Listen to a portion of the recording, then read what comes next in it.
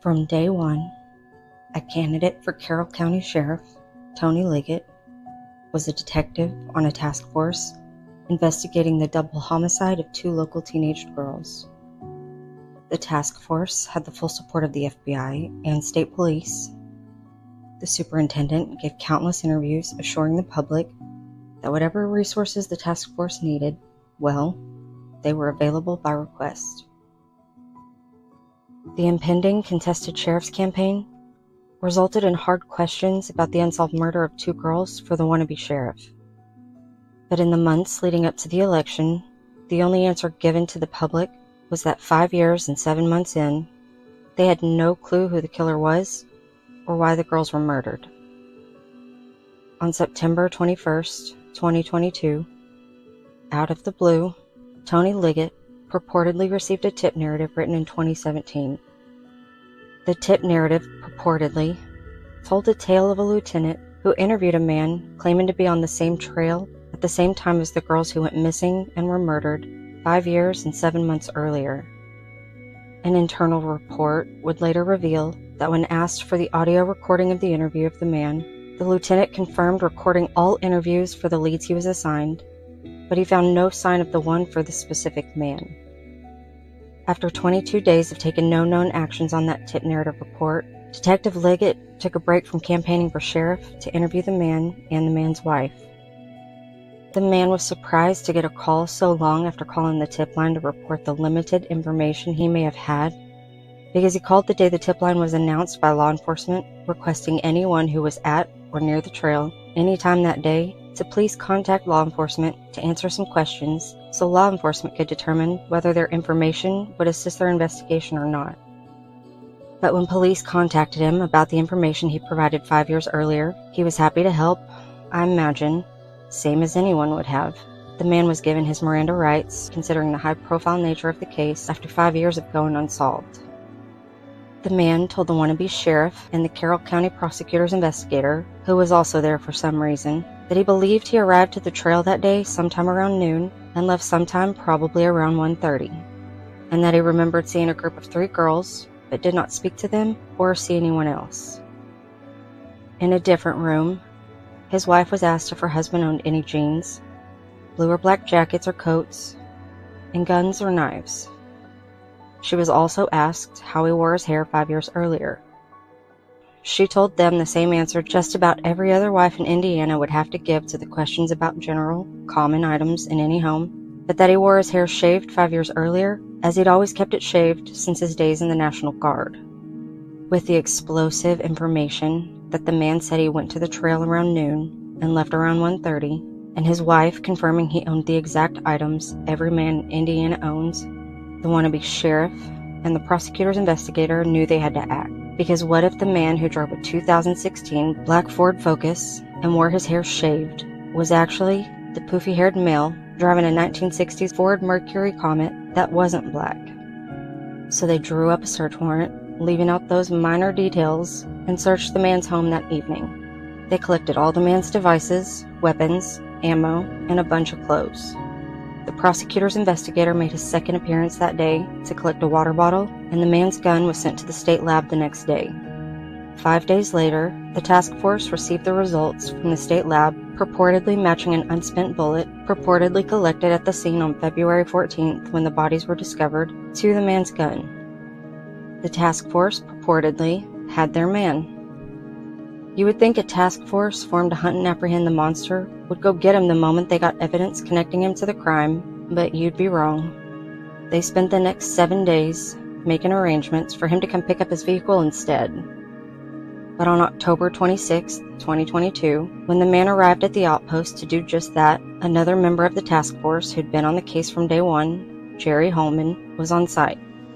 Jerry Holman is very familiar with unsolved cases, as he'd been on the county's only other multiple victim incident in recent history. 4 young sisters, 6 miles from Delphi, had died in a fire that was rolled in arson only 3 months earlier. 5 years ago, Jerry was assuring the public they had a super solid person of interest in the Flora fire. That case is still unsolved. Jerry, resident genius who, in his professional judgment, thought meth would go away when the economy got bad, told the man he had just a few questions he wanted to ask while he was there picking up his vehicle. Jerry had more than a few questions, and by more than a few questions I mean a hissy fit. Jerry berated the man, threatened the man, and lied to the man. By the end, Jerry was no longer in control of his emotions, and the man was under arrest. It remains unknown what exactly changed in the previous 7 days of law enforcement arranging to return the man's stuff they seized and the point of his arrest. All we know for sure is the interview was video recorded, Jerry is not once heard on audio giving the man his Miranda rights, and the wannabe sheriff won the election, 13 days after the big announcement that an arrest was finally made.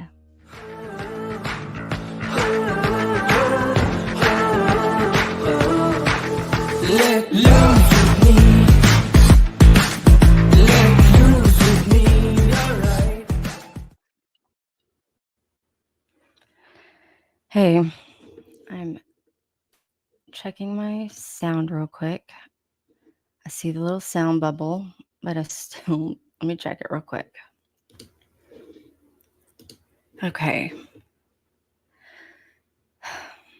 So I made that before we had some of the more recent details to fill in, but it still holds up pretty good. I have absolutely been up all night reading notes, trying to incorporate all of the notes into some sort of comprehensive overview from what we learned yesterday. I feel like the moral of the story yesterday was that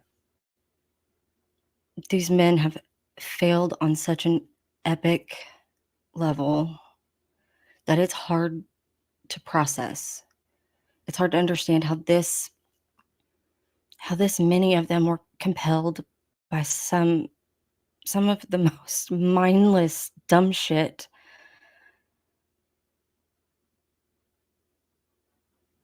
And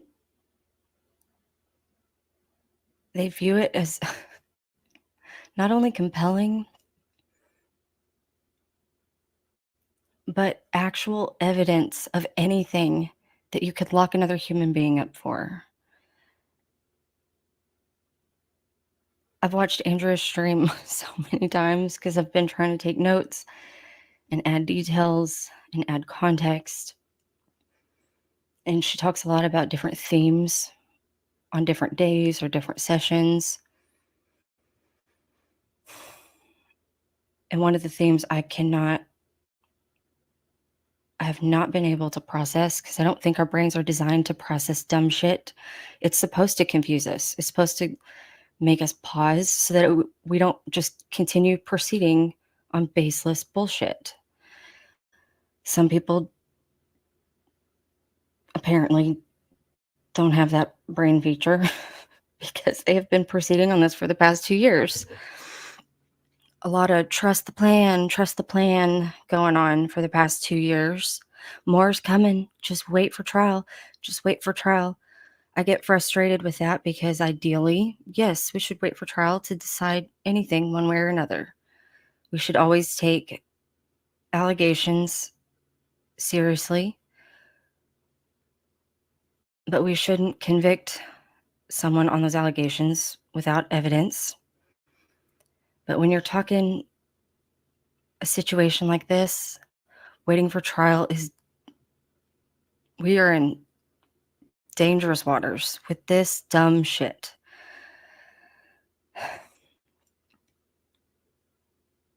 The state has so much power that giving them the benefit of a doubt with anything is dangerous.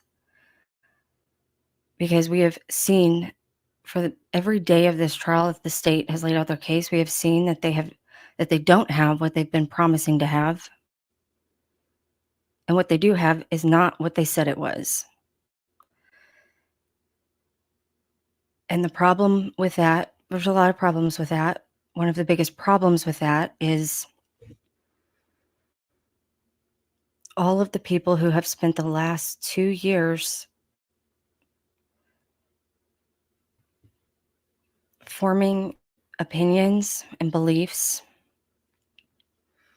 And in the same way that it's hard for people to be de-radicalized or escape a cult, it is a process to unlearn something that you've spent years believing. So even when people are presented with facts that you would think, okay, as soon as we just tell them this fact that clears it up, some people are unable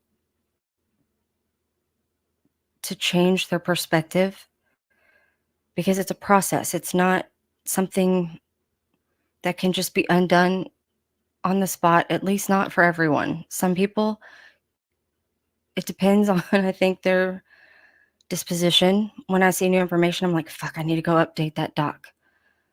Let me do that real quick. That is usually my concern because I'm not, for some people, this case has turned into their whole personality. They are Nick's BFF, bestie. They have their insider source in the judge's office. And so they think they're in a battle of good versus evil, and anybody who doesn't believe them is by default evil, even though they have no idea what fucking side they're on, obviously. If you think these men who have been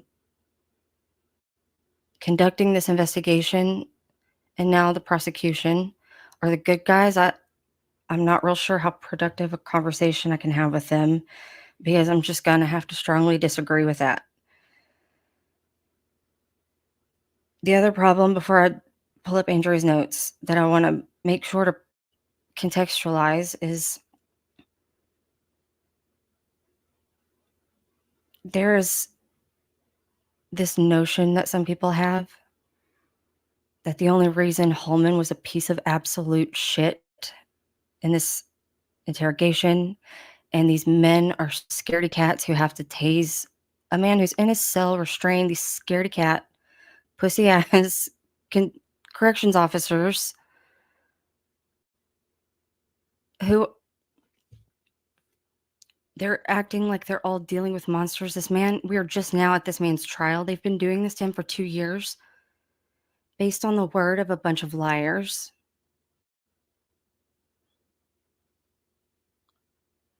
And they don't seem to understand why them simply believing that he was a monster, even if they didn't know for sure, but they just really believed it. Some people seem to think that justifies it. Some people think that Holman's interrogation was justified and he was just acting. He's just doing a technique. That was not a technique. That was a mask off. I imagine he would really prefer to blame the technique, but that was a mask off. That was not a technique.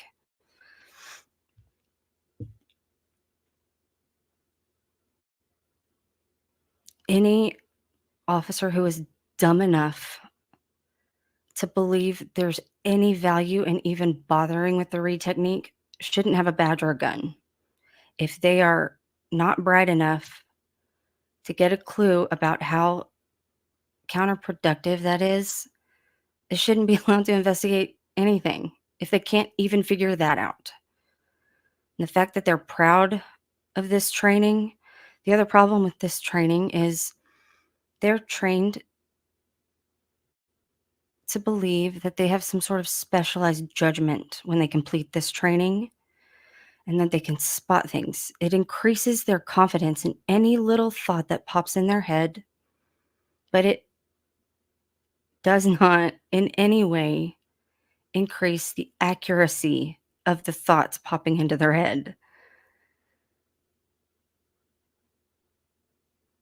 They seem to be completely unaware of this fact, which is terrifying because they've been proceeding as if it's true when it's not. And so, because I already know all this, when I hear the live streams of people reading their notes, and then I'm rereading through the notes, and every time I go through something for the second or third or fourth time, a little bit more sinks in every time. But it's hard for me to not be aware of this fact that everything they're saying, you can see, I mean, you can not see, you can picture, especially with Andrea's notes. She's a very good storyteller. When she is recounting what they saw in the interrogation videos,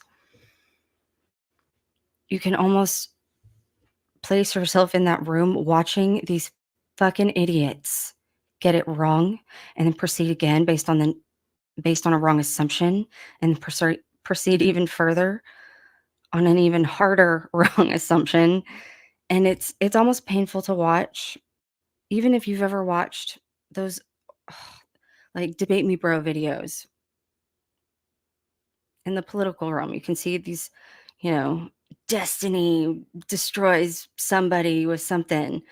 Like, they have these debates, and there are times where you can see a misunderstanding unfolding in real time, but because they're all worked up in the debate, they miss little things that somebody who's not as invested in the hype of it, you can watch it happen, and it's almost impossible when there's 10,000 people shit posting in the chat to clear up anything, because it's a terrible way to clear up anything. These debates are not really great for anything other than doing rhetoric exercises.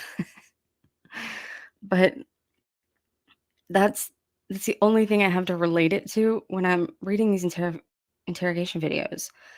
But somewhere along the way, Andrea points out that the entire room could sense Mr. Allen's frustration, that he wasn't being heard. He would say one thing, and they would repeat it back to him in a completely mischaracterized way.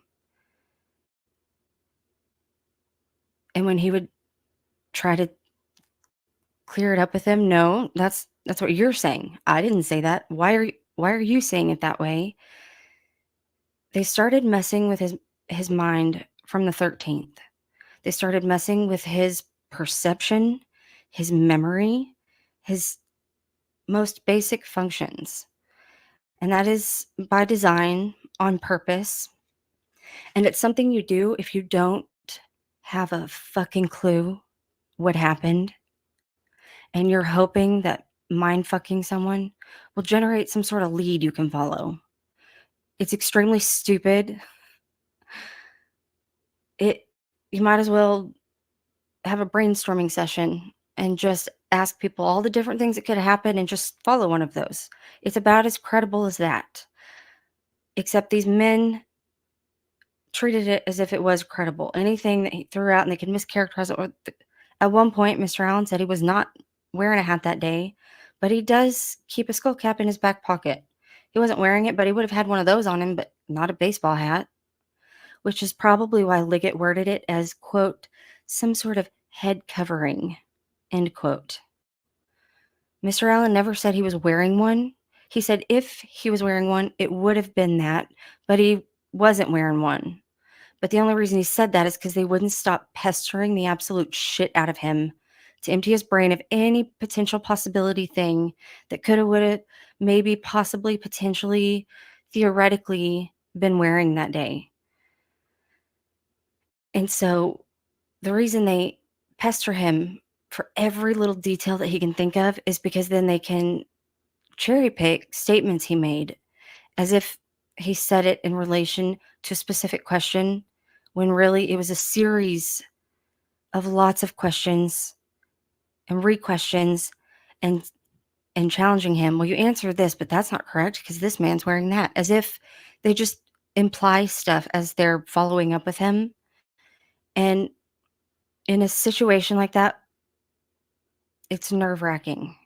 There's a lot of people attributing all these intentions to Mr. Allen. He was trying to get ahead of stuff. He was trying to do this. He was trying to... No. They are projecting that onto him because they've already made up their mind. Because they've already proceeded based on what's in this ridiculous PCA that the coward-ass bitch who wrote it won't even put his name to. I'm real frustrated with that. Where's the affiant? Who is the affiant?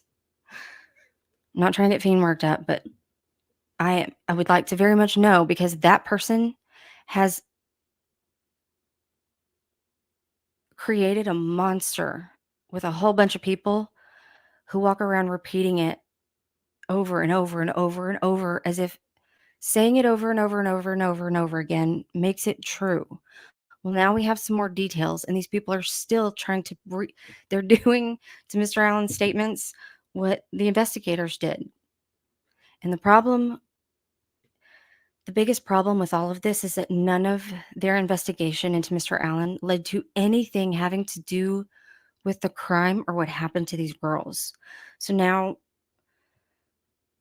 we still don't know. Bridger guy's out there living his best life because law enforcement hasn't been looking for him for 2 years, and because they have closed ranks and decided this is him, and if he gets away, it's only going to be because of some technicality, as if his innocence is a technicality.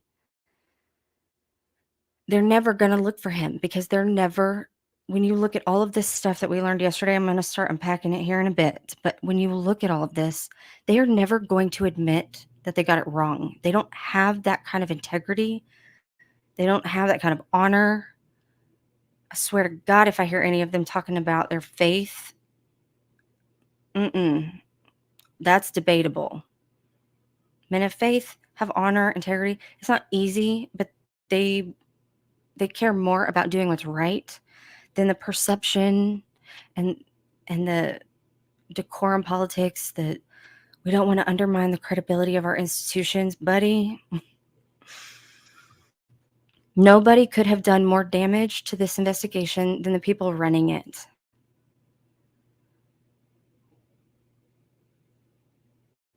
Nobody has helped Mr. Allen's defense than the state, because they have given us more to question what they've been doing than they have given anybody to come around and say they did a good job and they have a strong case.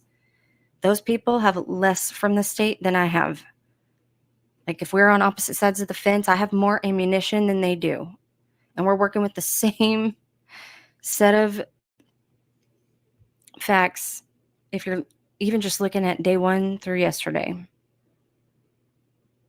I don't understand how this man is still locked up, how they are still walking in to this courtroom every day proceeding. Because this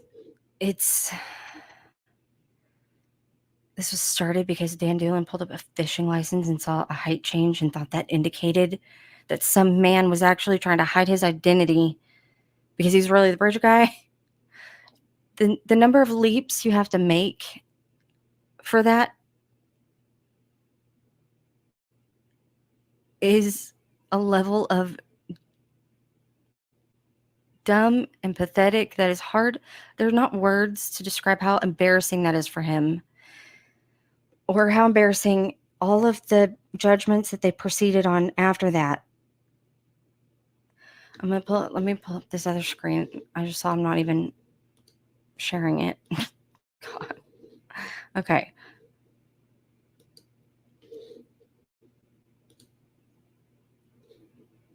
So I don't know how far away I am from incorporating the objections and the reasons and sustain. I'm trying to track all of that. I started with Andrea's notes from yesterday, and I'm trying to fill them in more with anything that came from pull notes or extra information that was added during the live. I guess where she definitely elaborates on more, adds a little bit more context. I did not get through all of it because there's a lot. Hang on just a sec.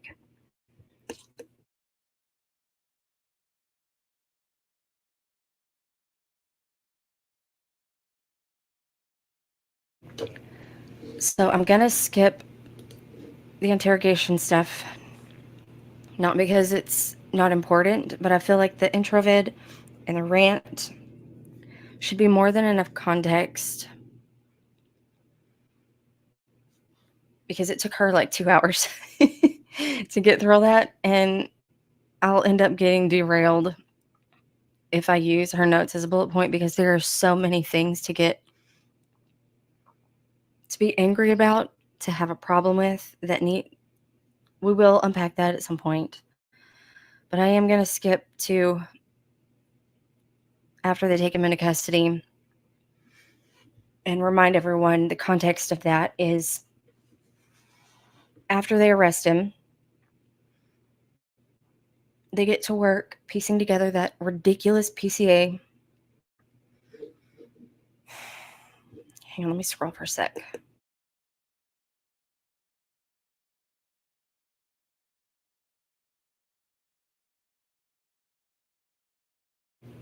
Okay, so after they finally take him into custody, based on information Holman confirms he doesn't have, but he's going to find, which we now know he didn't. But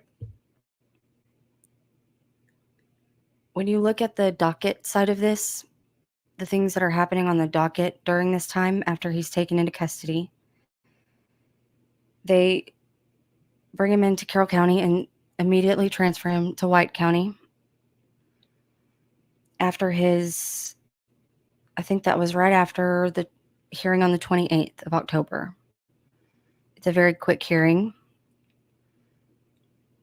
A lot of people speak for him about whether or not he wants to hire private counsel. According to Diener's order, he was going to hire private counsel, and that should have been more than enough confirmation to a judge and a prosecutor that this man has not had any counsel whatsoever.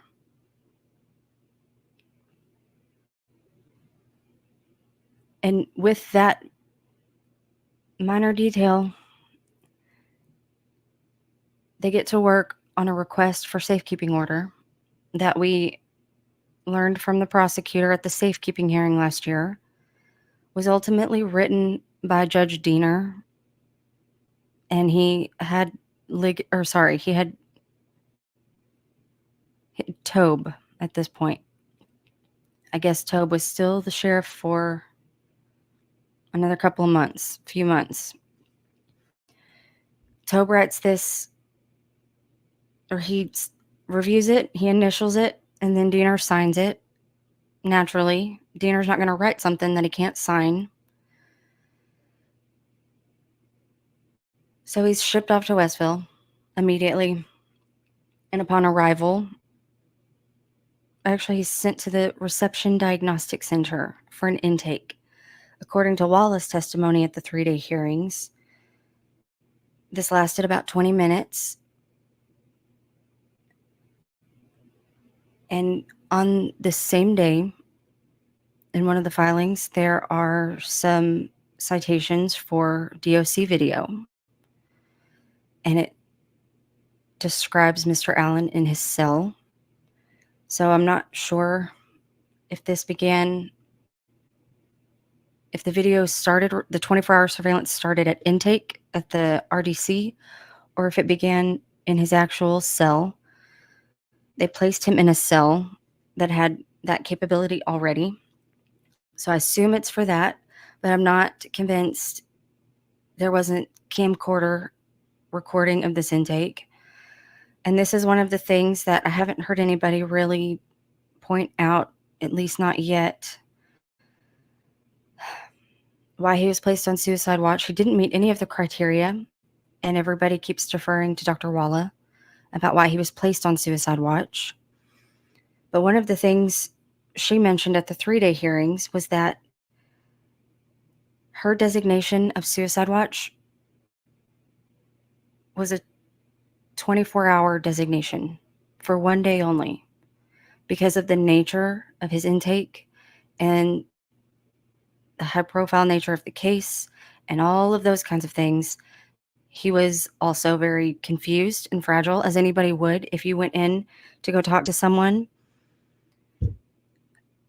about a tip you provided because you went to the trails one day. You were one of dozens of people, by the way, who went out there, and you were called in to follow up with that information, and then within days you're being evaluated by a prison psychologist at a maximum security prison, and you haven't even spoken to a lawyer.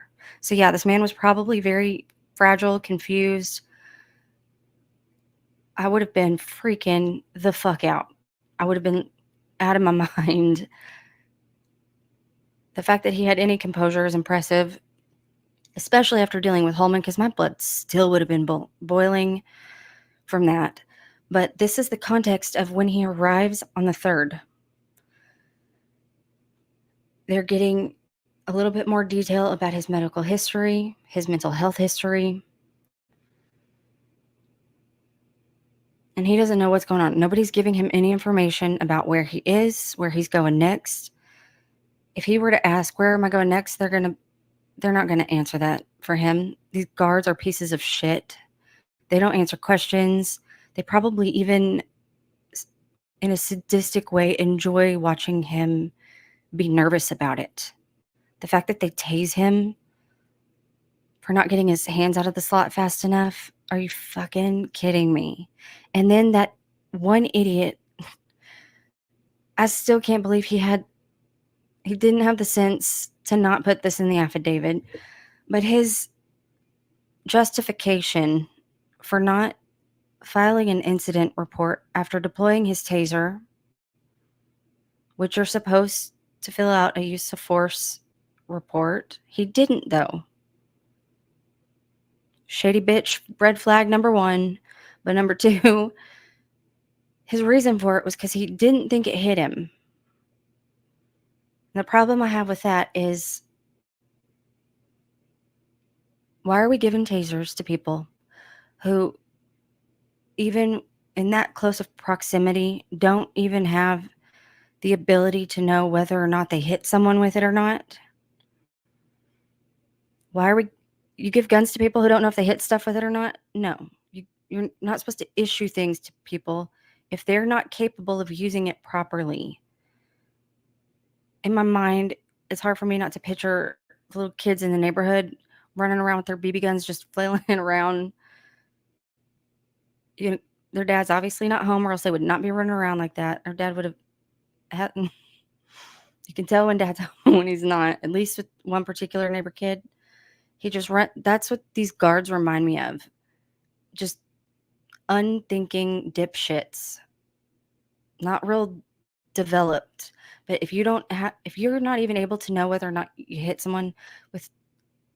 I don't even know if I'm making my point about how, to me, that is absurd. That you could deploy a weapon and not know if you hit someone when they are feet away from you, in front of you, and you could just, I don't know, check.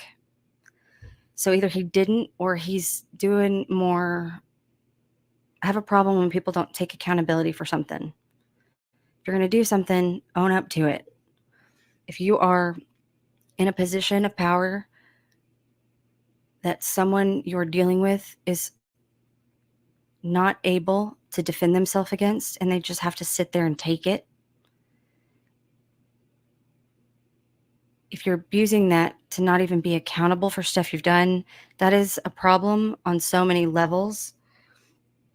I guess the issue of someone just being a man or not, being a good person or not, being a good officer or not. He's none of those things, but those are the people this man is surrounded by from day one. I know we are going to get into these confessions, but one of the things I don't think has gotten enough attention is the context, and it's not because we haven't been trying. It's because it's hard to give it the weight it deserves. It's hard to describe this because a lot of times we have people coming in these chats, at least up until now, coming in saying dumb shit and derailing the chats, making disingenuous arguments and just getting everybody worked up, and it just goes into chaos. So part of it's just the nature of these proceedings being so cloaked in secrecy that we have to rely on other people's notes, which is difficult for me. I don't like doing that, but we at least have some people that I think we can all agree are probably providing us In my opinion, Andrea's notes are probably more reliable than Jody's transcripts. I have some questions about her transcripts because I have some questions about her character and the way she files some stuff or accesses some stuff. But still, I have some questions about her transcripts. So I am at a point where I think Andrea's notes are better than we're going to get.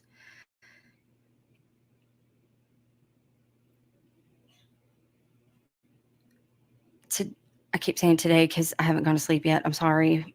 If I say today, I mean yesterday. There's been a table for the prison attorneys who I have no doubt have been communicating with Goal, probably Nick too, this whole time. I assume they would have had strategy sessions to game plan and get all their stories straight and all of their priorities straight about what's going to be allowed and what's not going to be allowed. But yesterday was the day they finally got to show up, and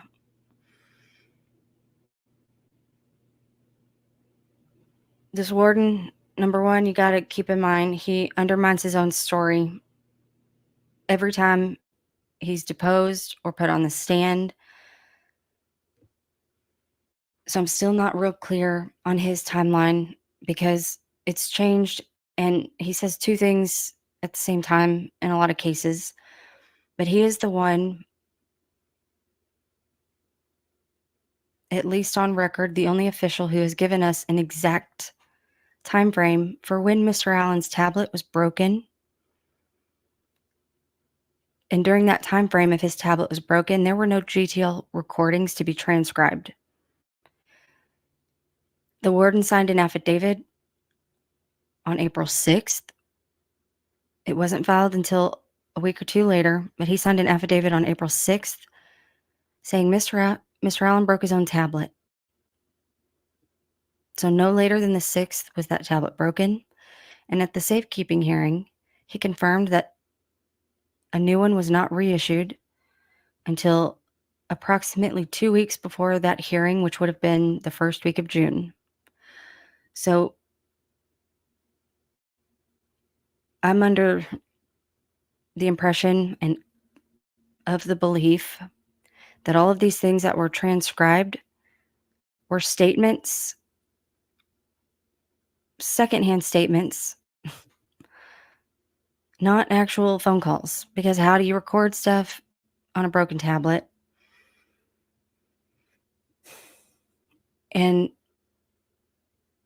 as far as I can tell, they're not set up to transcribe personal cell phones. So even if Walla got her personal cell phone and dialed Kathy Allen, she wasn't in the room. So we don't know what phone that was. But we also do know, at least now, that the circumstances around that phone call was that the man had just had a seizure. So if we're scraping the bottom of the barrel here, if we're talking a confession after the man had a seizure, and that's, again, according to Walla.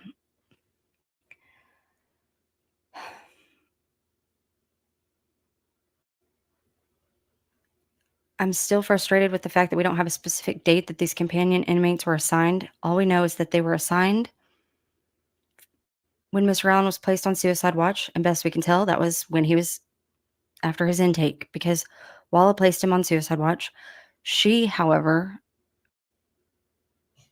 only recommended a 24-hour one. But during that 24 hours, Jerry Holman was busy working with a corrections treatment liaison and GTL to set up surveillance.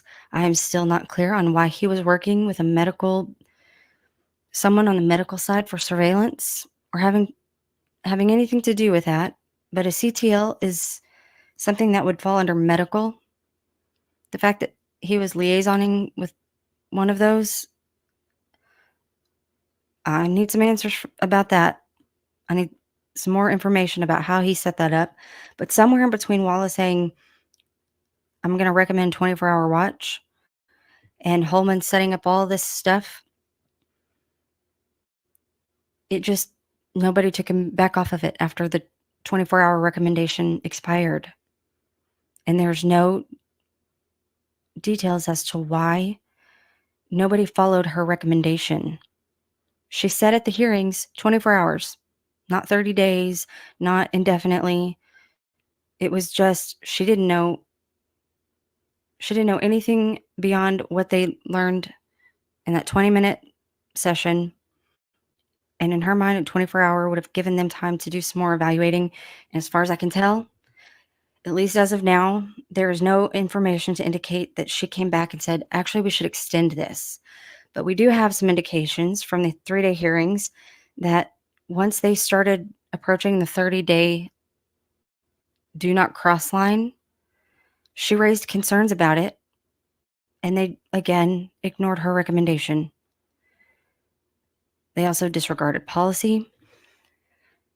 And Gold does not seem real keen on looking into that. One of the things about a safekeeper is that a judge is supposed to review at least once a month a report that's coming from the facility that's holding the safekeeper. They're supposed to have at least once a month a report about his behavior, his condition, the things that are going on, all kinds of basic due diligence kinds of things. So Gold would have been aware of all of this if she read it or if they provided it. She doesn't seem to have any interest in making sure that they're doing what they're supposed to be doing, because all of her actions have been, the result of most of her actions when it comes to DOC has been to bubble wrap them, to shield them, and to lower the bar for what they're responsible for. She's holding them to lower standards than their own policies and procedures, and it's incredible. I don't expect anybody but defense to be the one who would point that out, but Lord knows they're not allowed to point anything out because she takes it personal.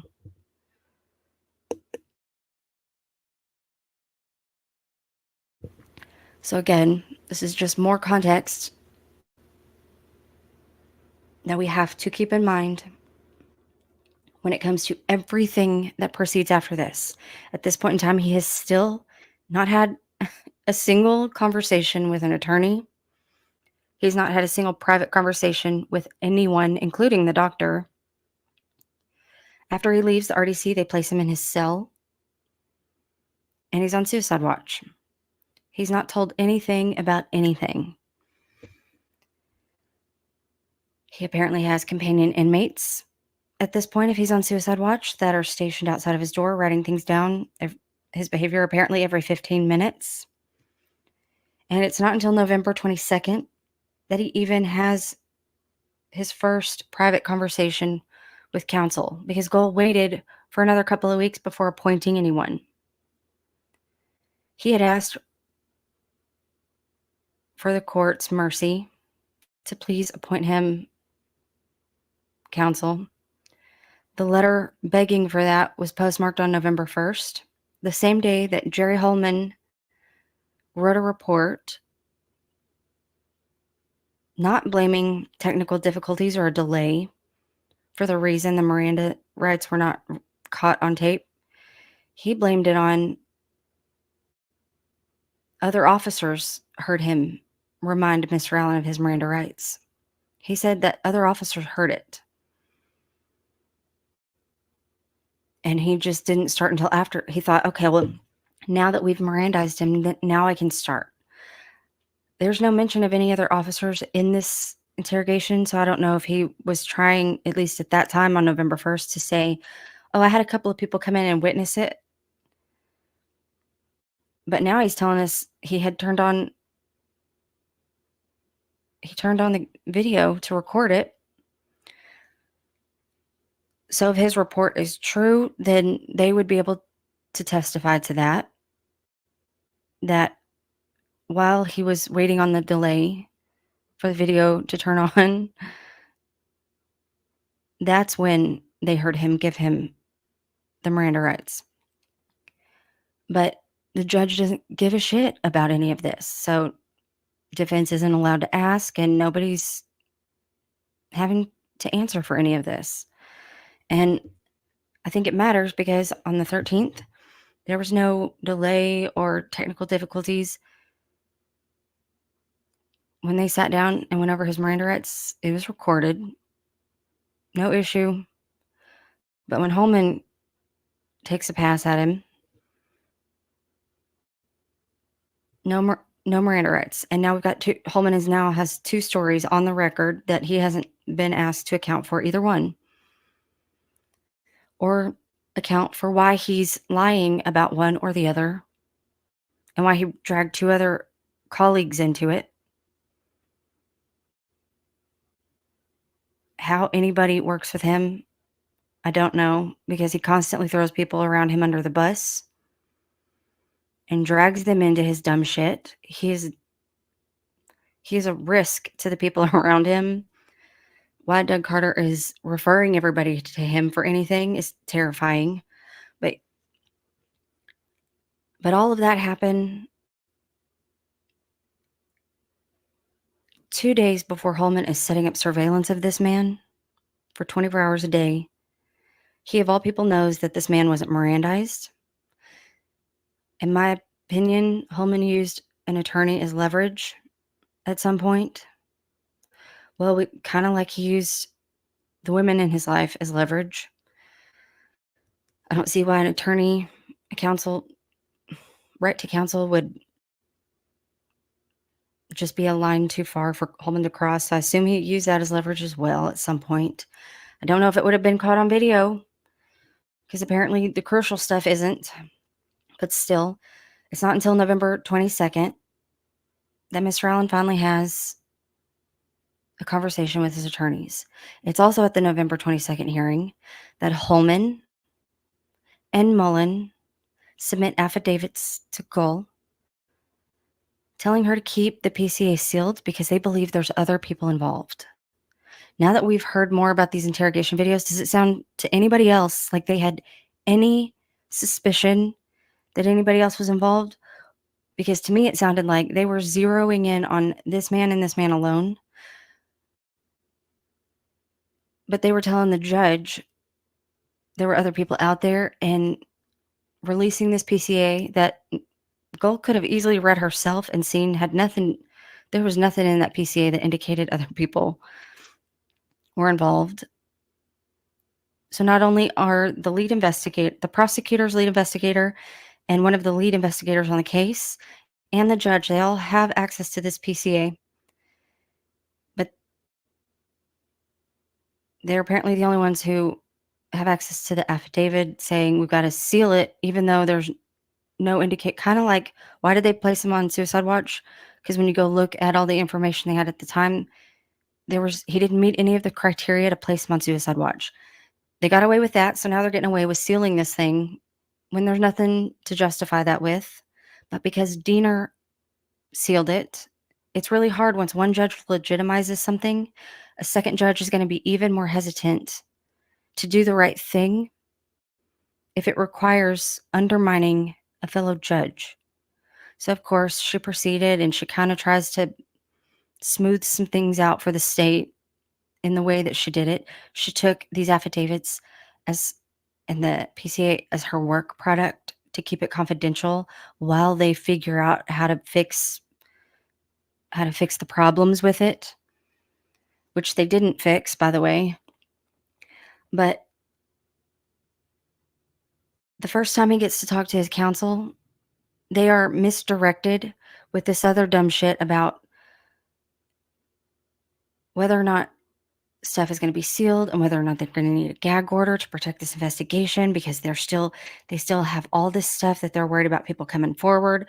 They didn't have any of those concerns, but that from day one is how they proceeded for the next 2 years. Started off on the wrong foot with false information, false assumptions. That's how it started. So everything after that, you can imagine, just gets further and further and further and further off the rails.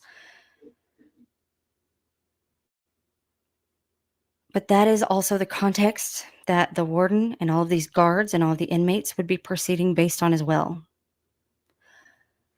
So anybody who comes into contact with this man, including Walla, who was in all the Facebook groups and following all the leads and following all the stuff, Everybody who came into contact with this man, except for his attorneys, came into it with a certain bias and a certain belief and a certain understanding of the facts that the state was given the benefit of a doubt on that they didn't deserve. Um, during this time with the inmates, they are supposedly documenting pretty general statements. I think we all know about the conditions. He was in APOD. It is a restrictive housing unit. Mr. Allen was held. The way they refer to it is a prison within a prison. That's the area of the prison he was held in. He was not allowed any physical contact with anybody except for the guards who would shackle him or tase him. Anytime he left his cell, other inmates in other parts of the prison, even some of the more restricted units, were not shackled like this when they were moved back and forth for a doctor's appointment or for a haircut or for a rec or for anything. They were not shackled to this degree. This man was.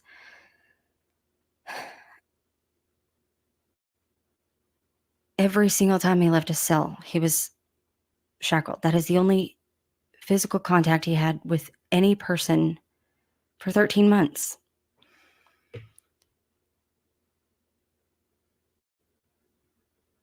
He didn't have anything in his cell consistently. A lot of times they even restricted his clothing, where he was reduced to a smock.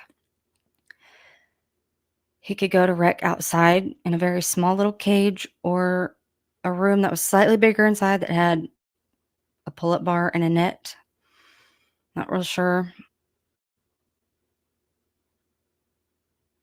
how that's supposed to be rec time, but whatever.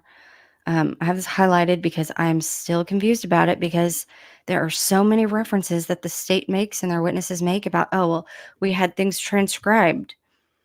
There were calls that were recorded. Well, not between April and June. So in my mind, everything they're talking about Nick had transcribed was the statements on the log sheets and their testimony is what he had transcribed. Because I don't know what other form of communication Mr. Allen had access to, because there's no record of it from the prison, the state, or defense, any other form of communication, any other phone system.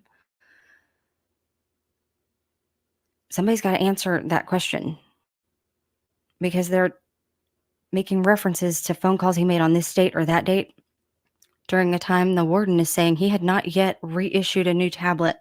He was the one that would have reissued the tablet, and he said he didn't do that till June.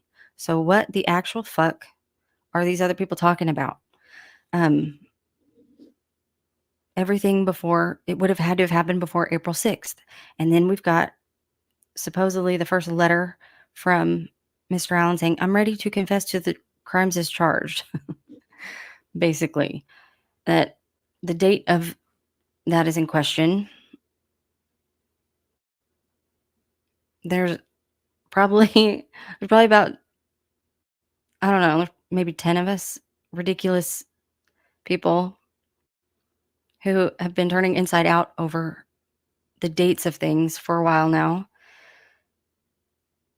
And if there's confirmation about certain things one way or another, we'll document it.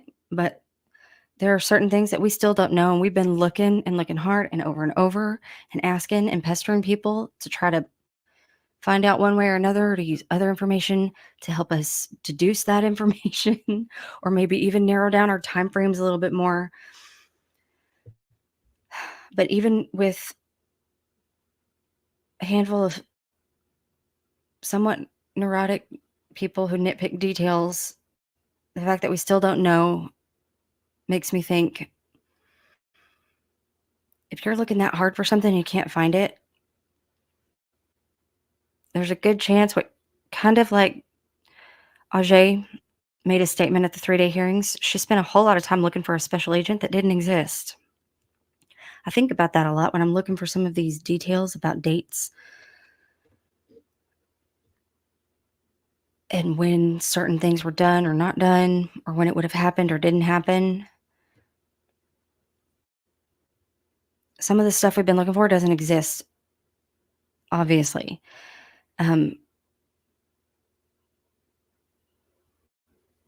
Even on one of the door sheets that I don't remember if it was Lawyerly. I don't remember whose notes it was, but they had a time frame that one of the companion inmates were reading off the log sheet, and it has like 15-minute increments, and you can tell the 2 digits on the end. Hang on, let me see. Show an example. Like it'll say like 1, and then it'll have 2 slots for the person to fill out if it's like AM or PM. So whoever the companion is will have to fill in whatever the time is, and then, Mr. Allen said whatever shit they make up. They just write it down. They have a pen, they write it down. There's quite a few of them that appear to not even be filled in, and some of them don't appear to have the same syntax, I guess. I don't know if that's because they were just sharing log sheets or filling in for each other, or someone was filling it in for them. I don't know what's going on with those, but I do have some questions. But these are the people we're relying on, are people who are in this restrictive housing unit. They have to have already been convicted of a crime that would get you sent to this type of prison. And then they would have had to have further violated some sort of conduct policy, and they're being punished. That's where Mr. Allen's being held. And those are the kind of people who are watching him. They're people who are trying to get something in exchange for sitting outside of his door doing this.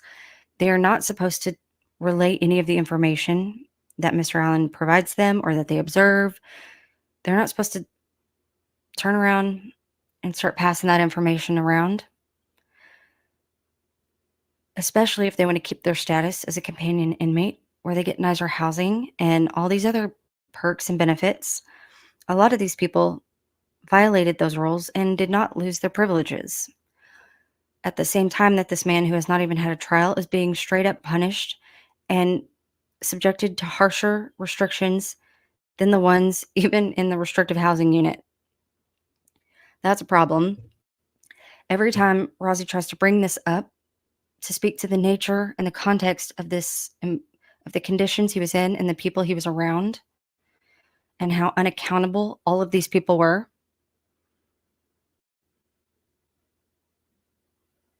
the reason he keeps trying to bring it up is because that is who the prosecutor is relying on for the weight of his theory. Nick objects every time on either relevance or scope, and Gull sustains it, except for one case she overruled him when it came to, I think it's down a little bit further. But even the warden confirms that there are people yelling stuff at Mr. Allen all hours of the night. Nick a lot of times he tries to point out that Mr. Allen was able to dim his own lights, and if they were on the whole time, it was because he chose to. Well, after hearing Wallace's testimony, we learned that one of the reasons he did that was a coping mechanism. Because of the state he was in, he was terrified to dim them at all or change them at all. And so it's not that he was totally fine with the lights on the whole time. It's that there was a bigger concern. He was having to weigh nonstop lesser evils. And just like happened in the interrogations, when he goes with the lesser of one thing because they're forcing him to choose one or the other, even though he has been clear about this is not, like in the interrogations, he's like, I can't remember. I probably was wearing tennis shoes, but I have all these other shoes. So I guess technically it's hypothetically possible I could have been wearing some of those other shoes, but I'm pretty sure I would have been wearing tennis shoes. If I ran home to grab a jacket, I would have had my tennis shoes on. If I wasn't wearing my tennis shoes, I would have put my tennis shoes on if I'm going to go out walking. Most people would. Liggett and Mullen just ignore all that because he said he has work boots too. So he was actually probably wearing that because the bridge guy was wearing that, and they'd already made up their mind about him because they weren't trying to actually follow the evidence. They were trying to reverse engineer, work backwards from their own conclusions, which is never a good idea. And the fact that they don't know that is scary. But in the same way that he says one thing and it's just either ignored or turned into something else, same thing is happening here. And people are speaking for him an awful lot. And they're taking his words and they're twisting them.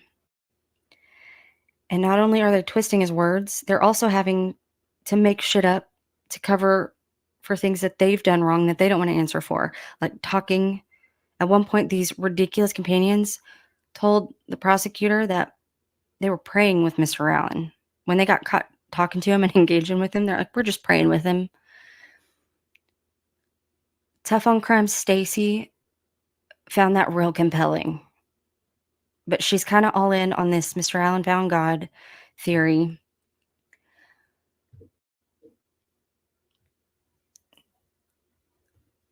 The degree of how unserious all this is truly stunning. Like when I read some of this, I feel stunned.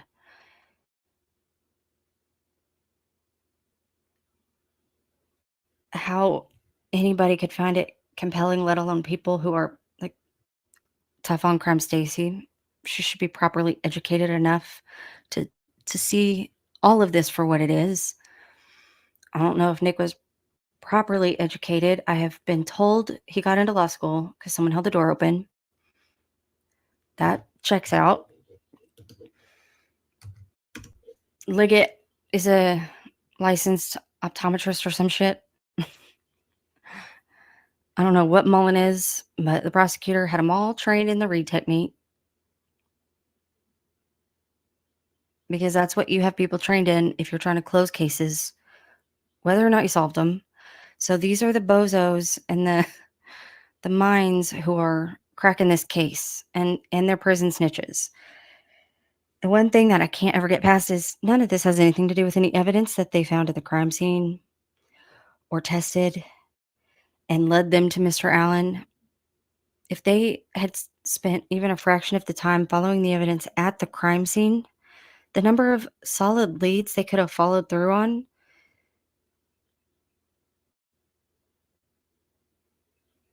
is a much more sound strategy.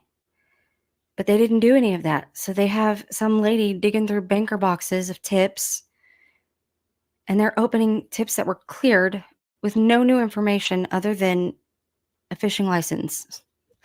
These are the types of people who are being brought into this investigation. Somewhere along the way, Holman brings in Harshman, who for some reason has been asking Holman for a long time, hey dude, let me come, I want to come work with y'all. Put me on the team. Put me in coach. Why anybody would go to Holman and want to work with him is beyond me. This dude must be a dork. He must have no clue what he's talking about. He must not have ever actually worked with Holman. But that's who he brings in to apparently look through all the footage of all of this stuff that's going on. There's no audio of any of this footage. So I'm not real sure what he's, other than watching it, I don't know what he's reading through because the GTL tablet was broken from April to June. So we've got a warden who can't keep a story straight ever. He says one thing and then says another thing. He's also the one who told us that Mr. Allen refused to change his shirt. Andrea said she made some mention in notes about they watched a video or they made a reference to a video that the warden was asked if there was ever a time that he watched any of the incel footage. And the warden said yes, there was something that occurred that he had to review. Andrea said that they didn't mention what it was during the hearing, but the warden has previous testimony about that from the safekeeping hearing. The thing he was asked to review was following the incident where the defense attorneys took the picture of his shirt where it was torn and stained. They were trying to ask the warden how, if he had just come back from rec, how did it get dirty or torn? Because there is nothing in either the outdoor cage or the indoor facility. There's no dirt that he has access. He doesn't even have access to like go touch grass or touch dirt. There's no food. It's a cage. There should only be enough room for one person to walk 15 steps one way and 15 steps the other way. No more than that. I don't know how pull-up bar, unless they're telling us this man who was down to like 100 pounds or something crazy. Y'all think he was doing chin-ups or pull-ups enough to get snagged on the pull-up bar or the net? I don't even know if he could reach it. What happened to get his clothing dirty and torn? They've still not answered that. That's why the warden was asked to review the footage.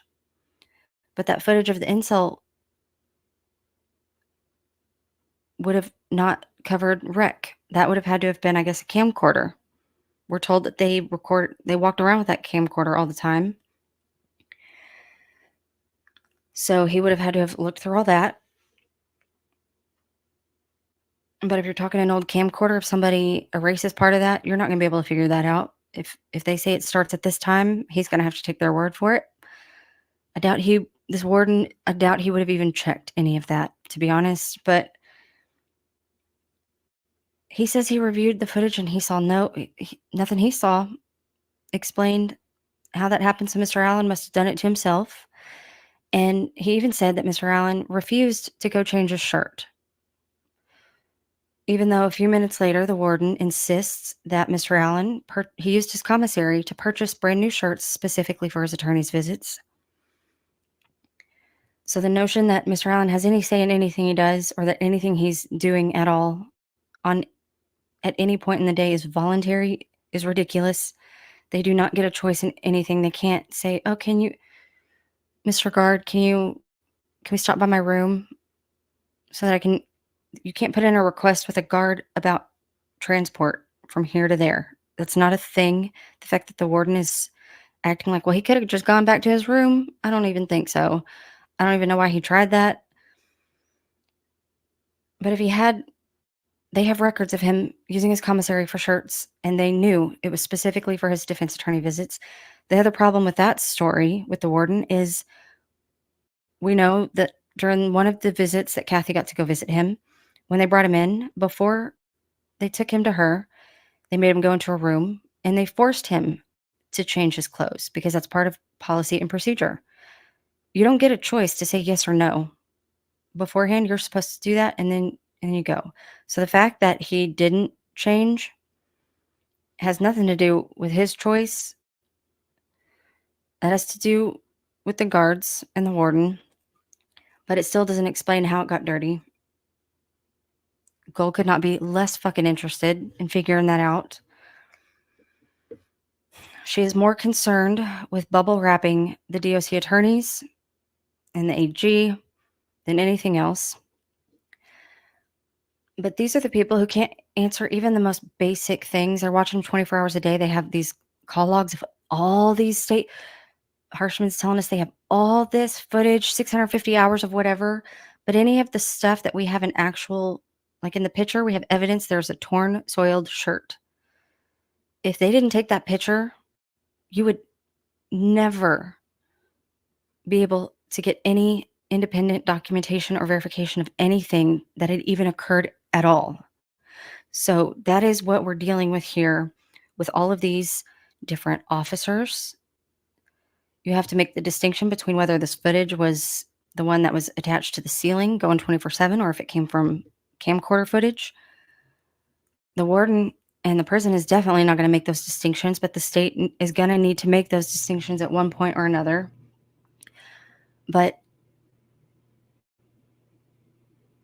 it's almost hard for me to treat this timeline of the dates of all of these confessions seriously because for all I know, they were just filling them in after the fact, just like the warden did with the I'm ready to confess, because it wasn't until mid-March that Walla's notes start documenting a change in status. When he was during intake, she asked him about his religion, and he said he wasn't religious. In mid-March, she goes out of her way to update his religious status, which is weird because she's also documenting states of psychosis during this time. Except, oh, hang on, let me pull up one more thing.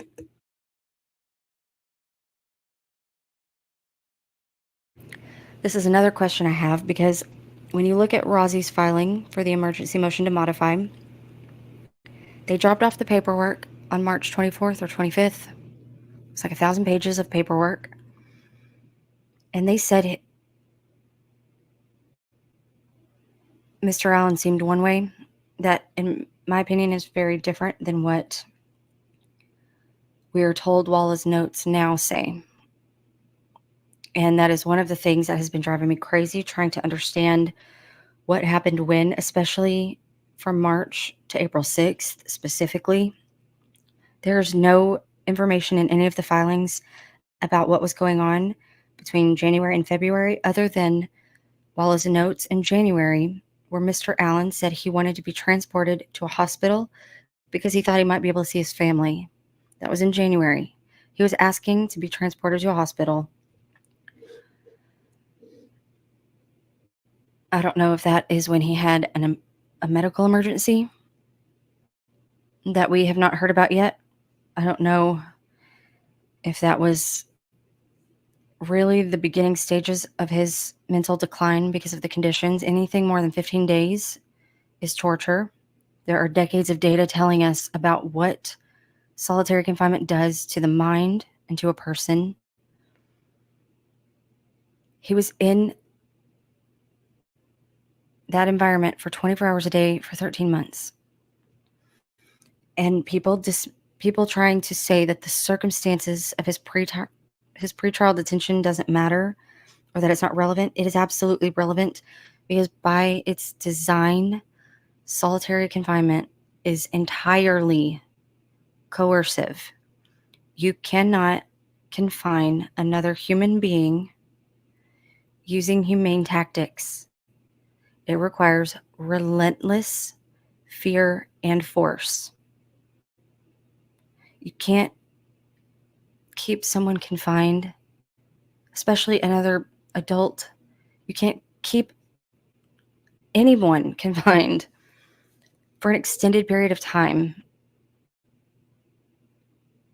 with, please stay here, don't move. Maybe under house arrest, they could have done, that would have been a humane way to do it. Under house arrest would have been a lot cheaper and would have made a lot more sense, because this man has no criminal record, has no history of violence. But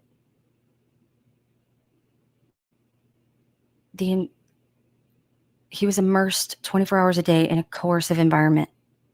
People were yelling horrible things at him all day, every day. And at the same time, he's being visited by a warden and companions and people talking to him about stuff they're not supposed to talk to.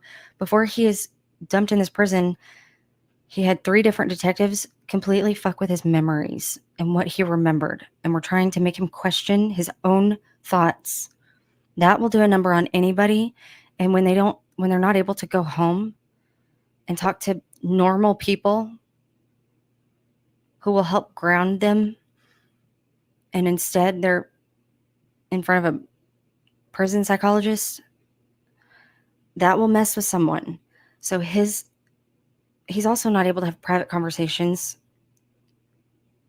If, at least not on demand, he does have a tablet, but he can't just be called, if Kathy has to try to work or they're doing stuff, you can't just call anybody up any time of the day. Some people don't have the funds even to do that. The notion that they can do it, it's expensive. Like when you think about the costs and all the other stuff that's going into it, this man did not just have meaningful access to his attorneys or his families or anything. And he still, at this point, had only had 2 hearings, 3 very preliminary hearings that didn't get into anything about anything. The first hearing, where it could have gotten into something about petition to let bail, they had to continue it because Nick, as of February, still hadn't turned over anything more than an unredacted PCA and the certificates of analysis, which were some dumb shit. That's all they had at this point. So they're having to continue the bail hearing, and they might not have done that, though, had they known Goal was just going to say, okay, well, let's do this hearing remotely then. Canceled the transport order, so that was another chance he lost to go meet with his attorneys and have an actual conversation in private with people who are not fucking with him. During this time, he is making general statements about what more or what can I do? Do you know why I'm in here? It's because I killed the girls. He's saying stuff that people have been drilling into his head for the past few months, yelling at him all hours of the night, accusing him of.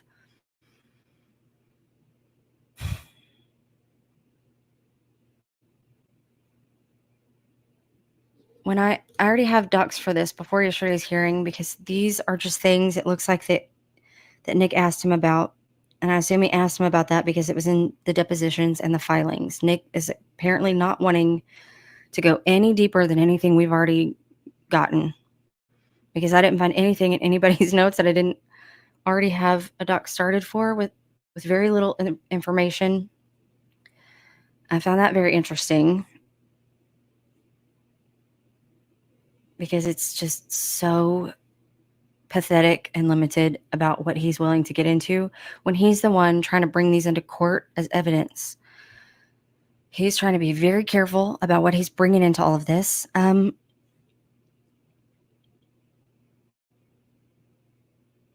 And best I can tell, all we got yesterday about all these confessions that he supposedly made were secondhand statements, not actual recordings or transcriptions of actual recordings. I'm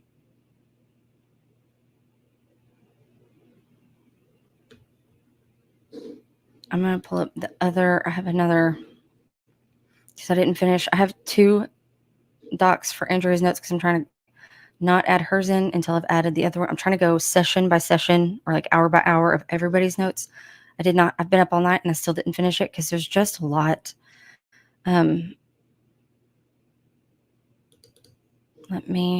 Give me a second to pull this up, and then I might actually be brave enough to try to look at chat. But every time I do that, I get way off, even further off track. Here we go.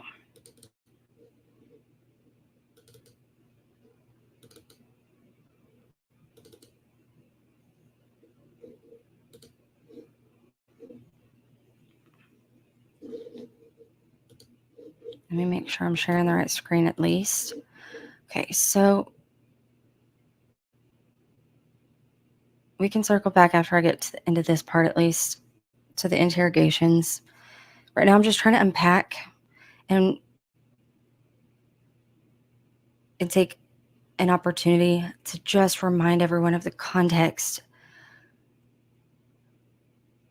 because the state's trying to keep it out, number one. And so we're not getting much of that in anybody's notes except for Lawyer Lee and Andrea and the people who are more thorough, more insightful. Hang on. I think this is one at the bottom, where, at least towards the bottom. Sorry, this is 26 pages. Hold on. Let me find my spot.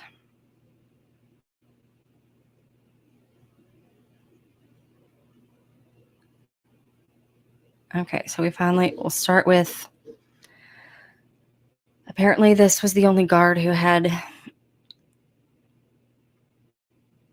any self-awareness, I guess.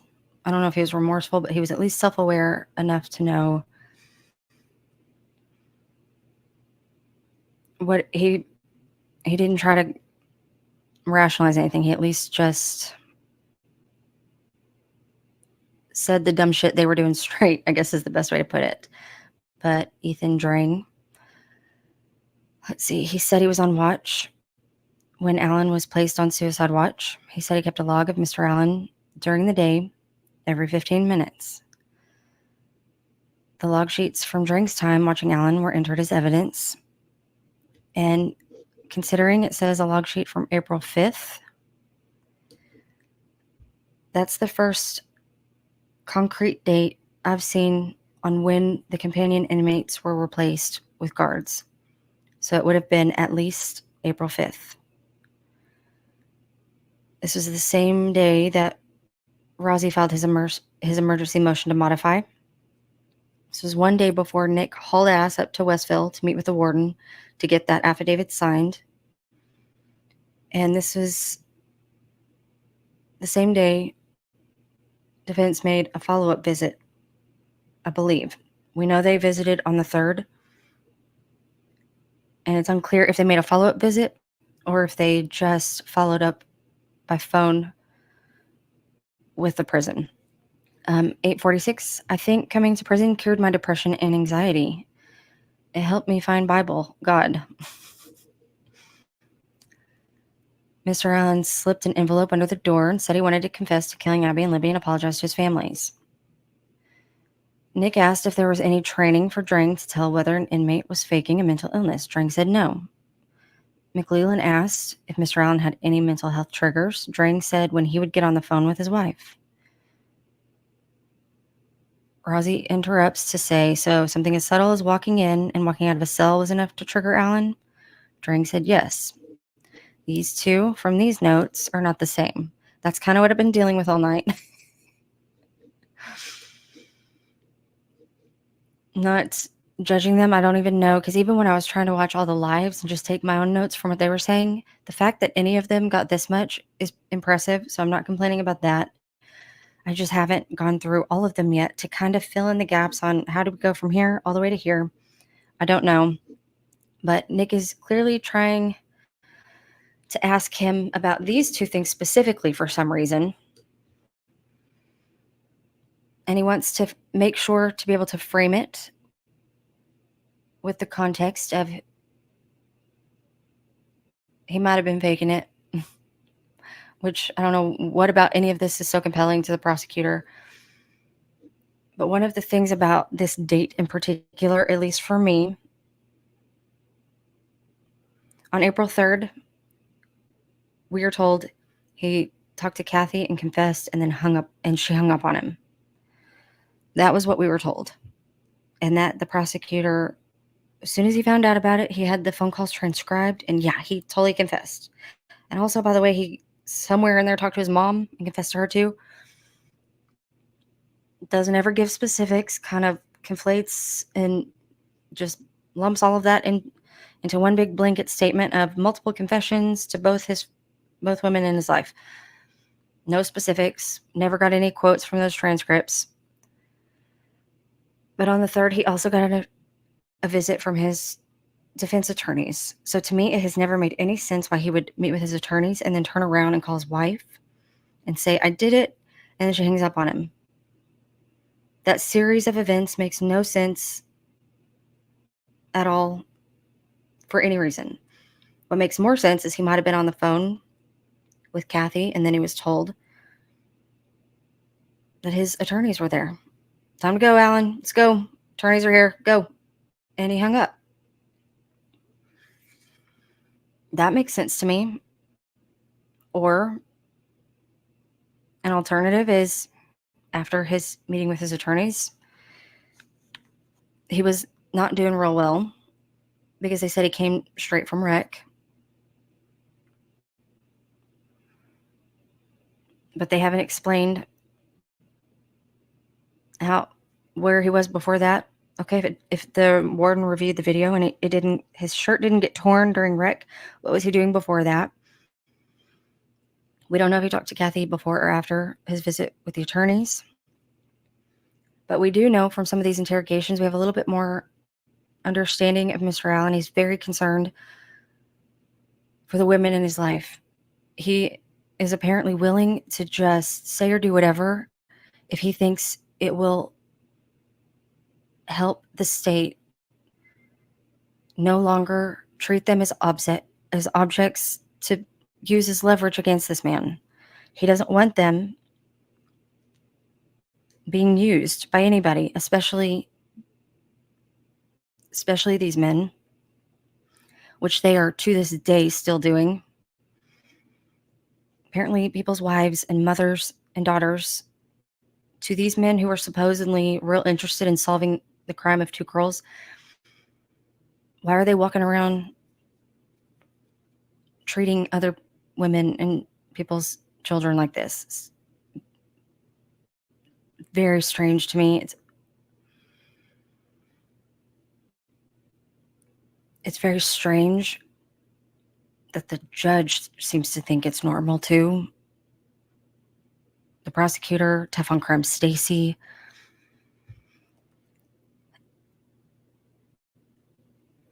I don't know that I'll ever be able to process that one, because the fact that any of this is normal to them and it doesn't give any of them pause is terrifying. But the statements he's making sound more like things you could find on Reddit, people accusing him of. He's just repeating stuff that people have been yelling at him. And the inmates are told not to engage with him, but they do. And apparently they're allowed to pray with him. So in his mind, because he has no contact with anybody else, and at this time he doesn't have his tablet, so the only people he does have to talk to are the companion inmates. So he has to talk to them about the only thing they're allowed to talk about, which is God and the Bible and Jesus and those, even though they're not, that's not what they're doing, but they all at least have to pretend. So apparently Mr. Allen is having to talk to them in those terms as well. This corrections officer seems to think that the only time Mr. Allen is triggered is when he talks to his wife. But Mr. Rossi asks him something about whether enough walking in and out of his cell is enough to trigger him, and Drang said yes.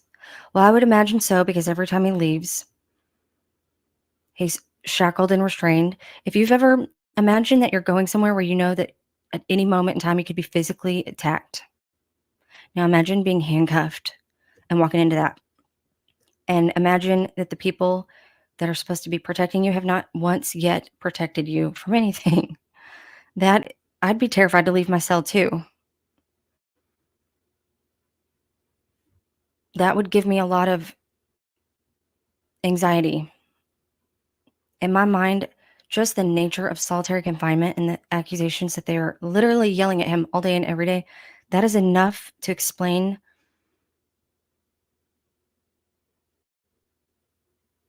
his decline. He doesn't have to feel guilty about one thing or another. Like, you can remove all of those other what ifs. You don't even need all of those to explain this decline. Like, the conditions alone are enough. You start adding in the other stuff, it becomes even more than enough. Apparently all they brought this guy on the stand, though, was to say this, because this was admitted. This little this man is logging stuff every 15 minutes, and this is the most incriminating thing that he got. But it says April 5th that he slipped that note under the door. The warden dated it on the 5th, but at the same time, the warden also said there's more than one letter. So maybe there was also one on the 5th. Who knows? The state doesn't like to clarify anything. So this is what the prosecutor's opening with. That's his big. Most of the time, you're supposed to lead with your strongest evidence. We're off to a rough start for the prosecutor. So the next witness comes in, and the offender says, again, not even had a trial. They're already referring to him as an offender and treating him as one. He has, at the time all of this is written, he's not even had very many hearings, let alone a trial. And they are proceeding in April of last year as if this is completely true, not even contested facts. Offender says, God, I'm so glad no one gave up on me after I killed Libby and Abby. I'm going to assume that he probably said after I was being accused of it, but we only have this person's paraphrase. Here's one example of what I was talking about in the notes where it doesn't say what point. The offender says, I, Richard Matthew Allen, killed Abby and Libby by myself. No one helped me. There's a lot of notes about different statements. He makes a lot of different statements to make it clear that anybody trying to say his wife or daughter had anything to do with it, he's trying to make sure, he's like, okay, if I take all the credit, I'll take all the credit if they stop asking me what my wife knew when she knew it and all these other bizarre questions. Because people were asking him those kinds of questions, yelling those kinds of things at him. The offender says, I'm not crazy, I'm just acting like I'm crazy. To me, that sounds more like someone who's trying to do self-talk, like, okay, I'm not losing it, I'm fine, I'm in my room, I feel dizzy, but I'm like, that is just normal self-talk that people do to cope. They're not always even aware of it. It is something we all do. Like when we are freaking out, our minds are racing, we tell ourselves like, okay, I'm overwhelmed, like, or at least adults, I think most adults do some form of self-talk to get a hold of themselves when they're overwhelmed or stressed or something is escalating. Most adults will take a deep breath, take a minute to compose themselves, and just ground themselves instead of just freaking out and proceeding all hissy fit. Except Holman clearly does not do any of that ever. Neither does Mullen, apparently. That dude.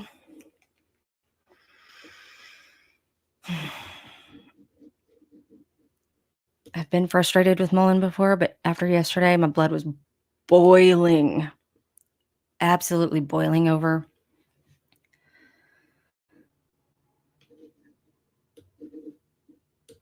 I'm just acting like I'm crazy. I have such a problem with the way this person, the fact that he's also the offender says.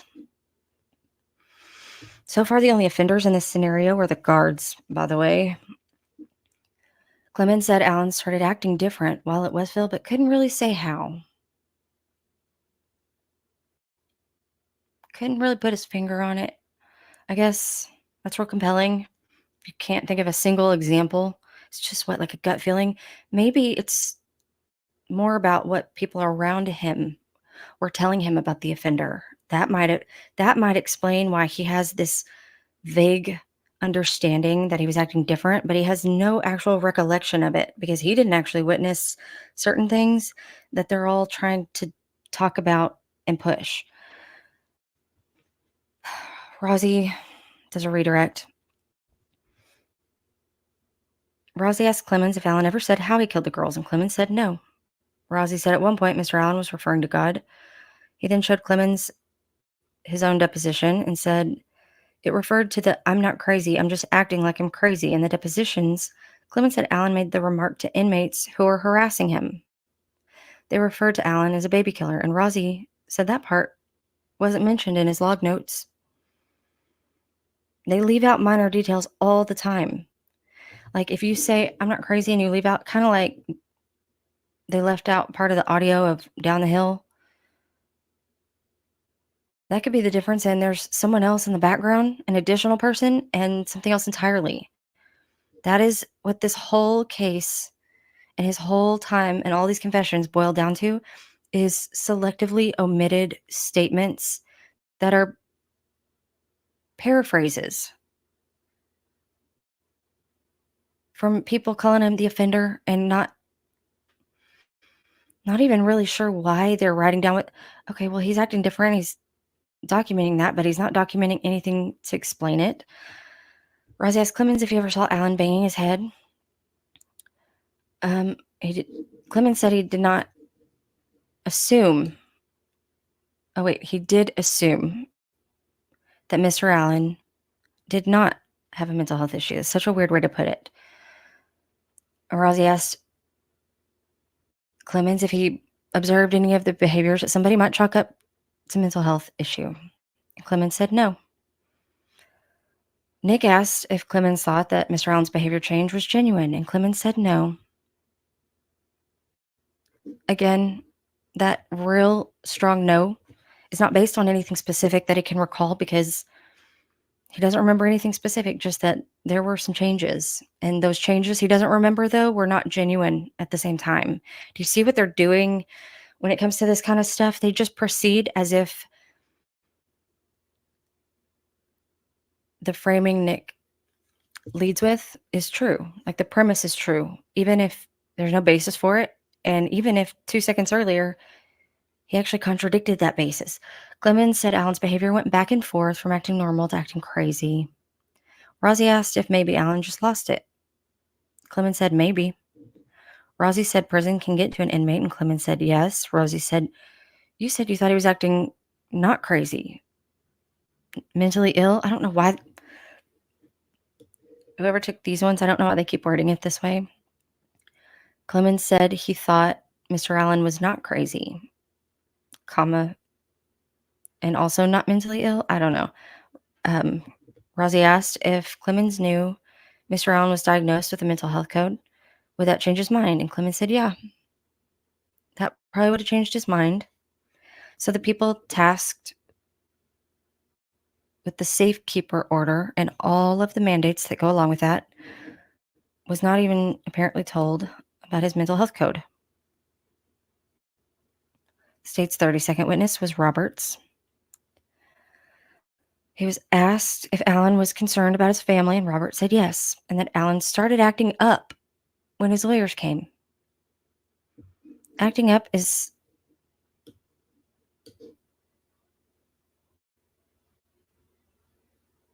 it's like those parents that you see berating a child for something that is just a normal child behavior, but they're unnecessarily they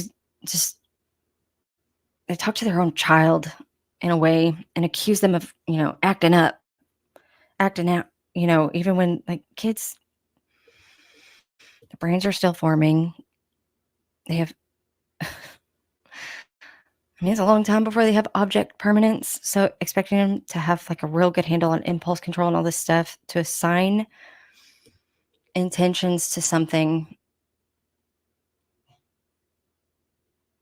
that you can only assign by ignoring the circumstances or the situation. That's what all of this is. Rosie asked Roberts if he had any formal mental health training, and Roberts said only what the state provided.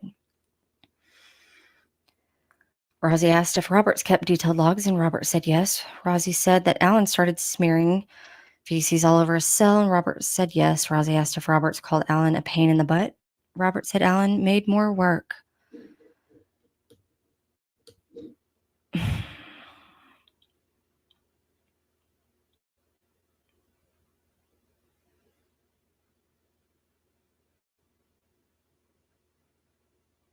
Did someone force Roberts to become a corrections officer or something? Pretty sure he volunteered. This was a personal choice to become an officer. Did someone give him the impression that some days would just not have much work? All you do is just tase and yell and write stuff down? Like, what does he mean by Alan made more work? The work is the work. Mr. Allen did not make these circumstances. The state did. He's blaming that on Mr. Allen. He's blaming the effects of the state's poor choices on Mr. Allen, and then he's proceeding to treat Mr. Allen in a punitive manner as if he's doing this on purpose. It's a level of entitlement, and I don't like grown men who whine and complain about stuff. I just don't. I have very low threshold for it. Really, that's one of my triggers. When grown-ass men whine about inconveniences and blame people who didn't cause the inconvenience. I'm all for venting and outrage over the source of a problem, but if you're blaming someone who's confined and shackled and had no say in anything and has no say in anything and is doing his best just to survive the situation that he's in, that the officer himself is exacerbating,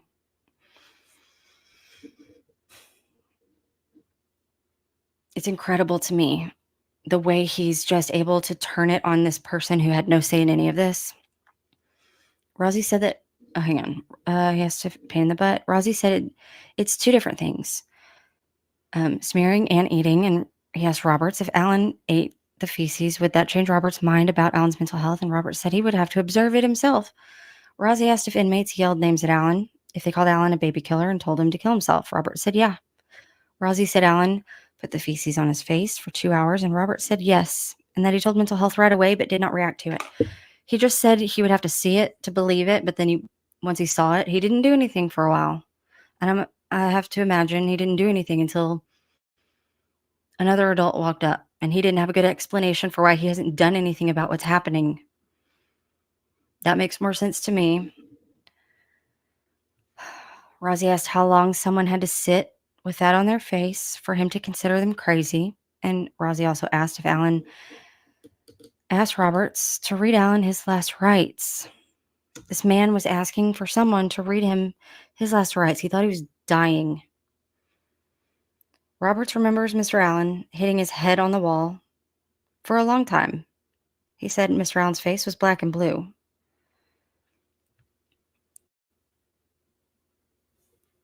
This would have happened in May. We are now in May because we have Max Baker's affidavit from the Franks filing where he... Actually, this might have come from the safekeeping hearing,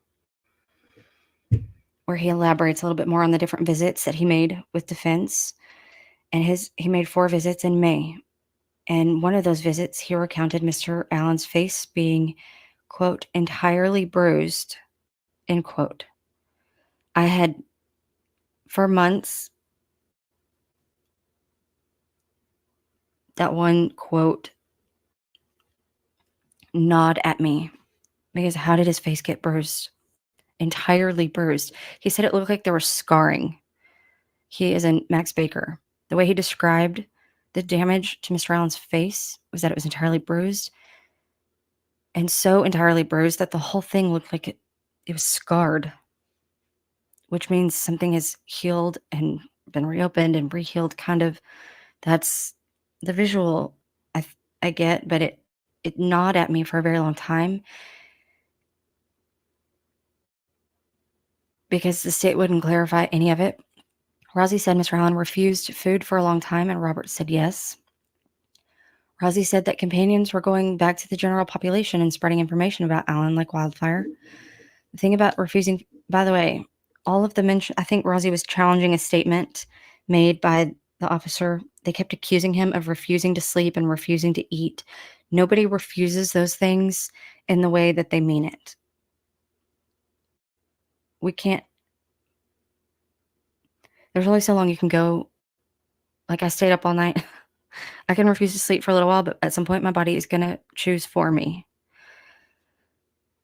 The only reason you wouldn't eat food is if you're worried about what they put in it, that kind of stuff. You have to remember all of the reasons someone would refuse to eat in this circumstance. The state doesn't ever like to elaborate or put it into context. And we also know that these inmates were running around spreading this information like wildfire, and we know that people like Bro Solves, for some reason, had this information. And Murder Sheet. They had all of these facts that at the time, we're told that these inmates would have been kicked out of the program for doing. As far as I can tell, there were no consequences for any of them. But at the same time, if you look at the month, this wasn't companion inmates anymore. In May, it was the guard inmates. So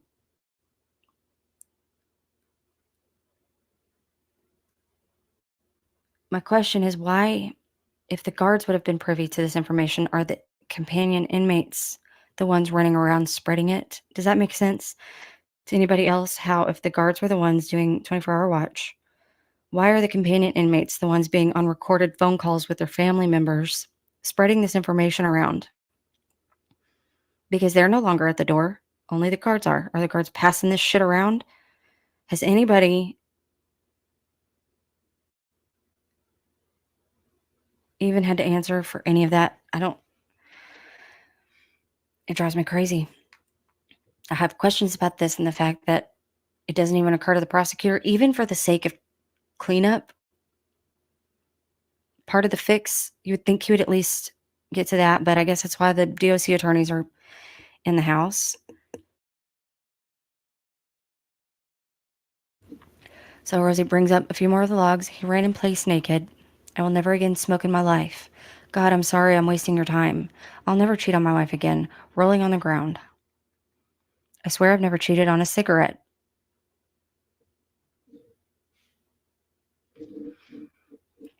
If we're talking Roberts, this is May, so why in the same excerpt that the state admitted are we talking back in April?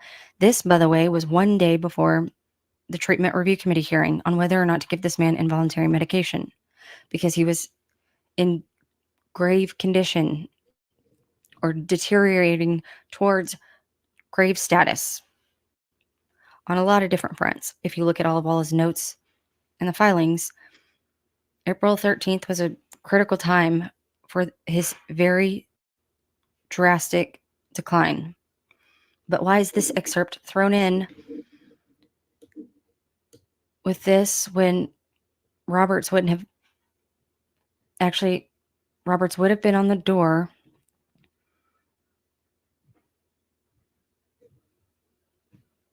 but all of this stuff about running into the wall was the part that was in May. I'm trying to make sure I clarify that. The May stuff where his face was bruised, that would have been May. I guess all of the delusion side of things, that seems to be the state of things in April. He also confessed. If you're Harshman, he would have considered this confessing to cheating on a cigarette. He admitted it because he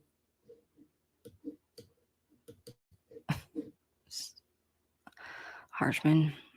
Okay, so now we've got the next section from Robert's log.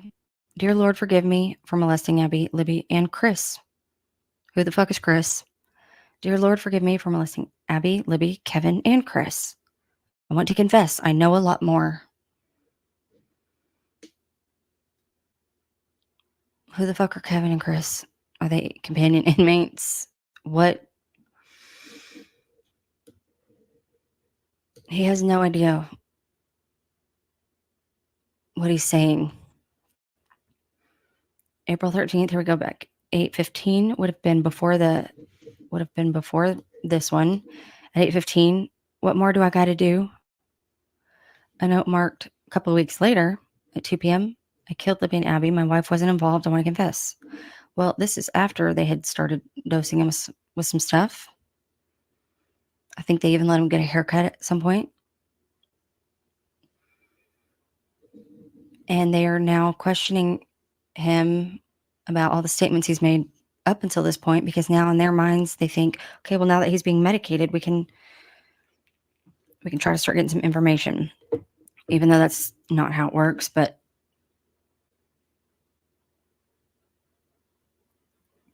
"3 days after that, can I talk? Can you listen? I killed Libby and Abby. How do I prove I'm insane?" If you look at Wallace's notes during this time, he's also saying things that she was talking to him about. Why are you doing this? Do you know God? Do you know why I'm here? He's asking this is after the safekeeping hearing, and that's when they had just made a big deal about how the companion inmates are more trustworthy people who are in there for being untrustworthy. And by the way, they only do it apparently because of the benefits of better housing or something. They had just went on the record saying that if there was any discussion between anybody and Mr. Allen, they were praying, and everything is actually just about religion, and they're helping him through it. So of course now he's like, okay, well, do you know God? Like, he's trying to, in my mind, when I read through all of these, I saw one person posted, I haven't put it in the folder yet. They combined all the statements, and it sounds like he's trying to figure out the code for how to talk to them within the bounds of what's allowed versus not allowed. Do I make you mad? Did I tell you about my wife? I killed Libby and Abby. This is a note from somebody just randomly. We don't know if he said it in that order all at the same time, or if those were statements he made. And when he finally got a chance to go write it down on the log sheet, he just wrote all the ones he could remember the way he remembered it. These are not reliable. Robert said Alan was normal, coherent, and talkative, if a little scared when he arrived at Westville. Robert said after a few months, though, Alan's behavior changed. Robert said Alan made it seem like he couldn't hear you and couldn't talk. Again, a few months in, he was in psychosis. Robert said he saw signs, outrageous things to make you gasp, of misbehavior and to get attention when watching. Robert said Alan was more acting up than having mental health issues. This is incredible.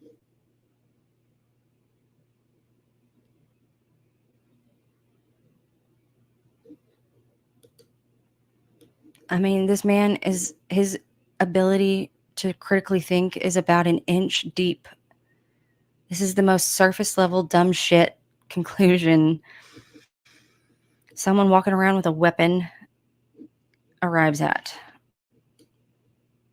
Robert said when Miss Rowland talked to the chaplain that he talked about his family. These are what the state has been promising more of. There's more of this. They have even more. There's 61 of those, apparently.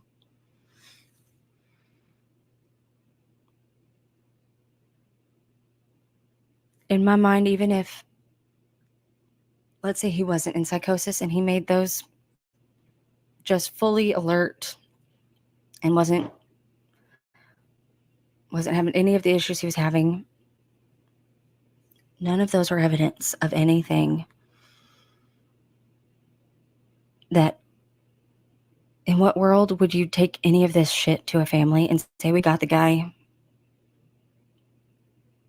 this is solved because of all the stuff that they have? Would you take this to a family and say, this is how we know we got him? Because that's what the state's doing.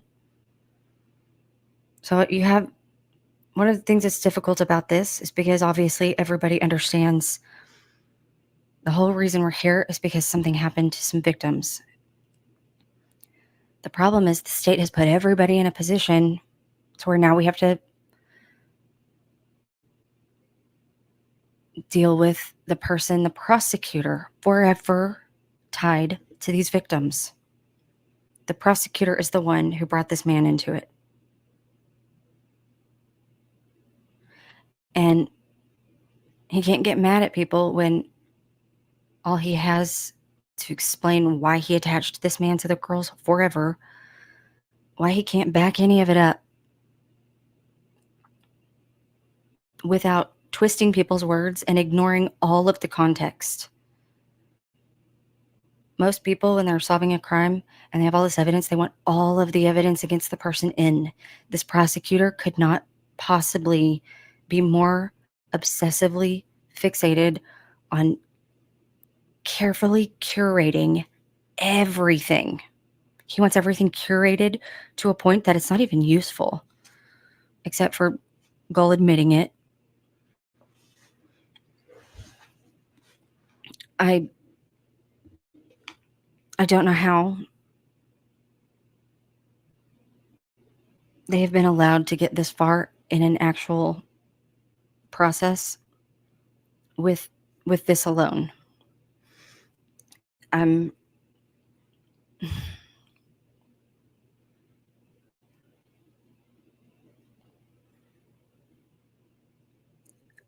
gonna try to check chat and see if anybody is up for even getting into the interrogation videos. But I feel like it would probably be best for me to wait at least a little bit longer to get too far into them, because the rage I felt last night trying to just finish the notes even on them. The bulldozing they were doing of this man, trying to get him to just not even admit anything so much as just say something they could at least cobble together into a PCA.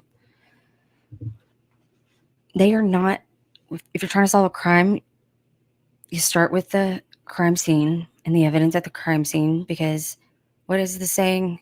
The very, very general principles. The evidence at the crime scene will tell you how something got this way. There will be indications at the scene about what transpired to result in what they're seeing at the scene. And once you figure out the how, you start learning the why. Why would something like this happen? What are the reasons anybody would be in this particular situation? And if you can continue staying true to the evidence, it will guide you towards the who, because who would have had the how and the why? And those are some pretty basic, like very, very basic steps that these men took pictures of the crime scene, and then their strategy was to wait for someone to show up and explain it to them, apparently.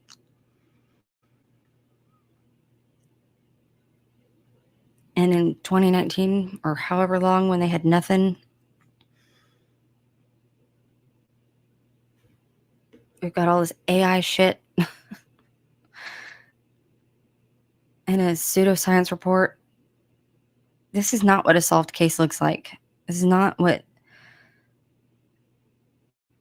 a strong investigation done properly. This is hanging by a thread every step of the way.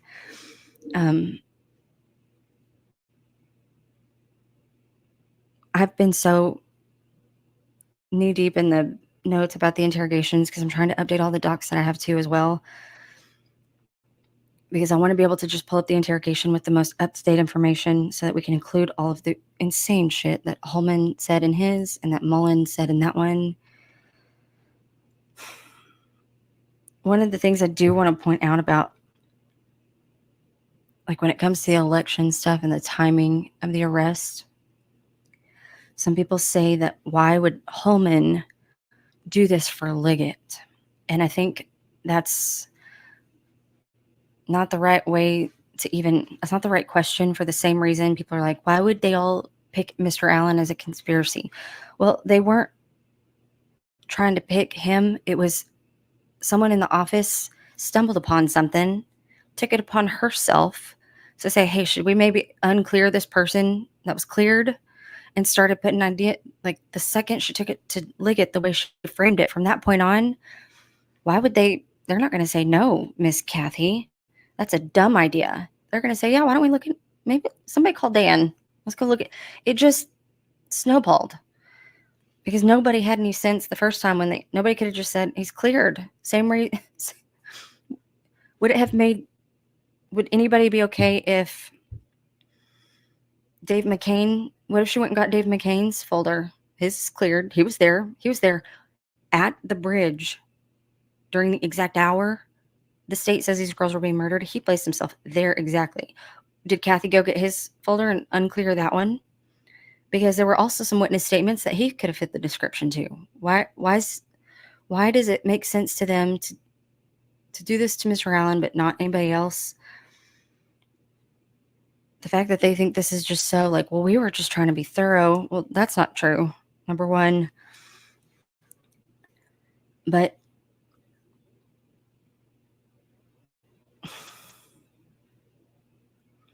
it's not that they're trying to frame Mr. Allen because they're like, fuck, we're trying to frame someone so I can win an election. It was something that was already in place. And because of the timing of the election, what you think Liggett is going to come back around and say, sorry, Holman, you don't have enough, after Holman throws the hissy fit, gets started on a piece. You think Liggett is going to say, well, I can't come out. What reality is Tony Liggett going to come out and say, actually, one of our lead detectives jumped the gun. We can't arrest this. We took him into custody, but he's actually the wrong guy. When there's a week or so before an election, he's never going to come out and say it. Nobody in that county is going to come out and say everything we just did the last week or so was, after we searched his house, we actually got nothing. After we got all the results back from the stuff we sent off, we had nothing. The notion that they would come out and admit that after all the big deal they made, especially Holman, they had even more incentive at that point for Liggett to win. Have you ever heard people say, well, he didn't come out and say, I'm going to extort somebody. Like, you don't have to say, I am extorting somebody for it to be extortion. The thing about it is they don't usually say it. There's a thing called saying something without saying it. It's coded language. It's omissions. Patrick Westphal knows all about coded language. He could probably teach a class on it.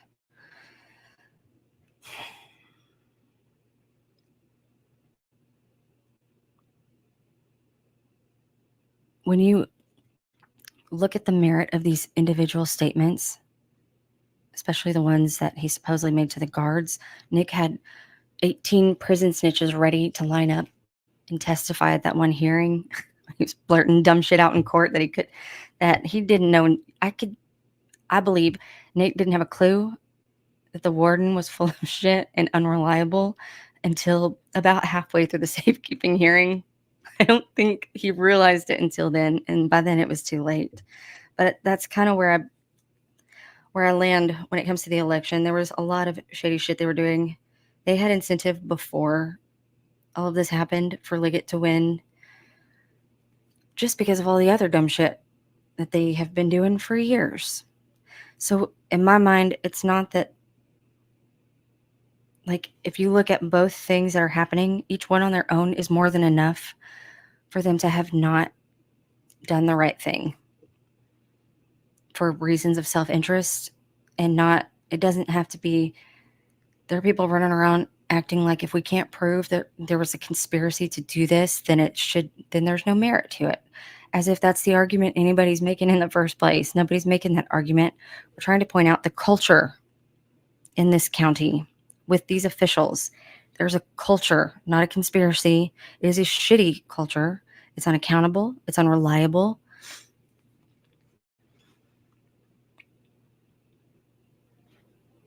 And when people pretend not to understand that, I just have to, that's usually, I'll try to engage with people for a little while. Like, okay, let's see if this person is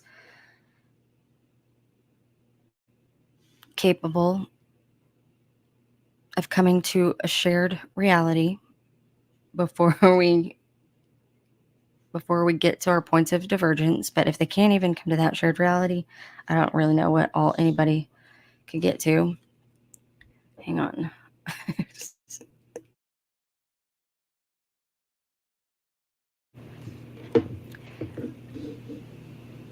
Before I figure out how far behind I am on chat, I have it on one of my playlists, but there's a media report where they are saying this specifically. In the beginning, they asked for anybody on the trails between this time and this time who parked at this specific place to call us.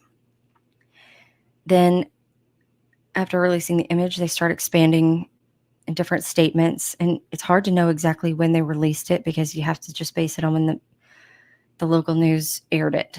But they start saying, okay, well, not just anybody who was at the trail between this time and this time, but anybody who was even driving by the trail at any time that day. Please call us. Please don't think that there's any information that's too small. Please just come forward. Let us, even if you don't think you got a picture of something, or you might have seen a car somewhere that you don't think is related to this, it could be. Let law enforcement decide. Come forward. Let us decide if anything that you remember from that day is important to this investigation or not. And not only did they start reporting that in the media, they even reported law enforcement telling people, if you have submitted a tip, please do not resubmit it just because you haven't heard back from us. We are very busy trying to prioritize these tips. And if it's important or something that we need to follow up on, we will contact you. Please do not contact us and continue contacting us if you've already contacted us. I mean, they just come out and say it. Don't call us, we'll call you kind of stuff. And there's a whole lot of people ignoring that because they're like, why didn't Mr. Allen? They're begging people to come forward. Why didn't they come forward? Well, that presumes that he's the person on the bridge, number one. And he was very adamant. He did not ever go out that far on the bridge, and he hasn't since like 2009. That was not him. And so that might have something to do with why he didn't call about anybody. Why would he have called about someone out that far on the bridge when he was not on the other side of the trail or out that far on the bridge. It wasn't him, so that's obviously why he didn't keep calling, because he also told them what he did know earlier. And in his mind, he gave them their phone. They took out the phone battery. They looked at all kinds of stuff. They even talked about whether or not he had grandkids or not. In his mind, he probably thought that they had everything they needed from him, because they had more than they needed from him already. And the people who always ask that about Mr. Allen never asked that question about Doolin. Why didn't Doolin come forward? That reward fund was getting up to like $200,000 at one point. The whole point of that reward fund was to incentivize anybody with any information about anybody who could have been on the trail at that time to please contact law enforcement, because that could be the one big break in this case. Doolin got on the stand last week and said Mr. Allen told him he was that person, but he never thought about it again, because that makes sense. That sounds to me more like someone who is bringing their current belief, or they're bringing their memories in line with their current beliefs. He's rationalizing what he current believes, and he's reading stuff in, because I went through Andrea and Lawyer Lee's lives about the first interrogation, where they're really getting into the tip narrative with Doolin, and they're on video. They're going back through his statements. They ask him about, why'd you say the Farm Bureau? Why'd you say this? And where? I mean, they nitpick that report that Doolin wrote. So I spent way more time than I meant to on both of those sections of both of their lives, because I wanted as much verbatim information from their notes as I could get. And I wanted all of the little things that were not in their notes that they added when they were on their lives. And I didn't realize I can't be the only one, at least not in this chat, that does this a lot, where people are, you lose all track of time. I definitely did that last night.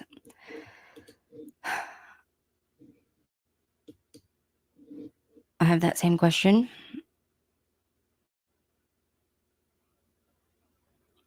Oh wait, can I mod the Delphi contact info? What is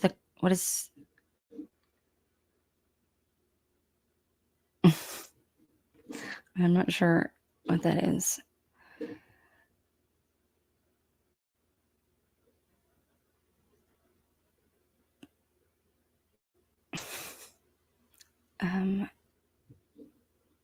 Before I okay, bye everyone, even though I did not get to chat nearly as much, I feel like it's going to take everybody just kind of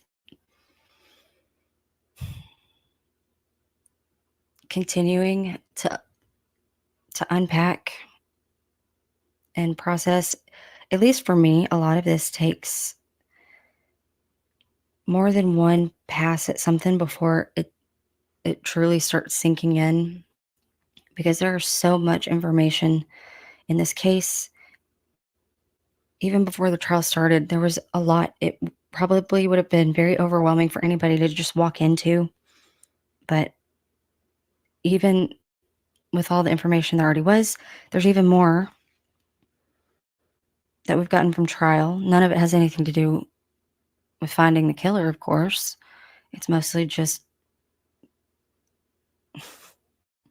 stuff that belongs in a lawsuit. It's definitely not what the state thinks it is. I can't believe he's admitted some of this stuff, because it's really, I don't know how he thinks it proves his case when almost everything the prosecutor has given us is ultimately has more weight on the side of questioning the investigation than supporting it. He doesn't seem to understand that. That's why I do think he's obviously corrupt, but at least some of these men have got to be suffering from serious tunnel vision. I think some of them actually found some of this dumb shit compelling. Like, they might actually believe it, which is incredible and scary. But there are some of them that had to have known better.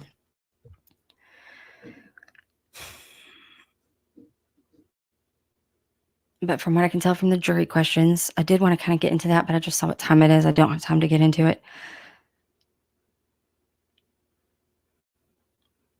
I do think the jury,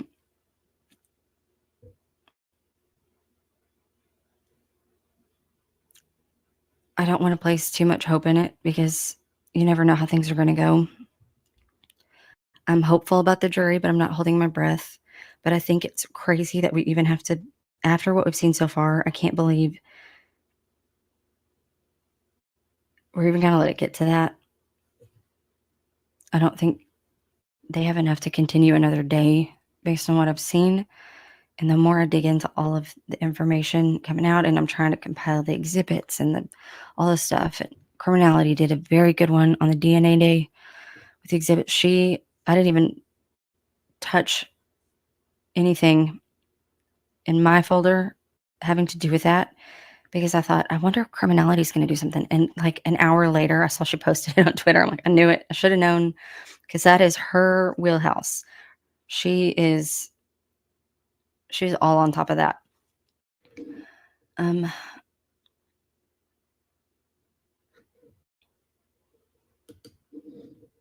This is another good point. Instead of just investigating all of the evidence that was at the scene, they allowed their personal opinions and judgments to guide whether or not to even bother with evidence. You're supposed to just investigate it regardless. Regardless. That's how you solve a crime, and that's probably why they don't solve them.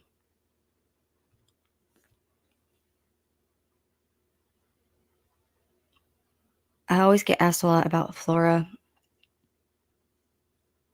and I've stayed out of it because a lot of the people, there's definitely a group of people in that space that are just, they are too exhausting I don't have enough patience for some of them. But for me, I think it's one of the reasons I'm so tough on the Unified Command dipshits is because most of them are the ones, like, if they're allowed to get away with this bullshit investigation, those are the same bullshitters who are going to turn around and tell us what's what on Flora. And none of them have explained to me why they have done so much work that's supposedly so good for Libby and Abby. Why don't they have fucking shit for Florida? Where someone's going to need to explain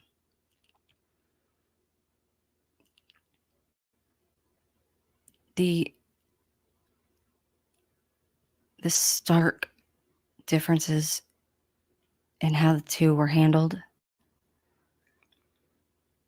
and how much time and resources were put into one versus the other. And if you go back and look at all of Carter's statements on it, he's like, well, we're just hoping people come forward and talk.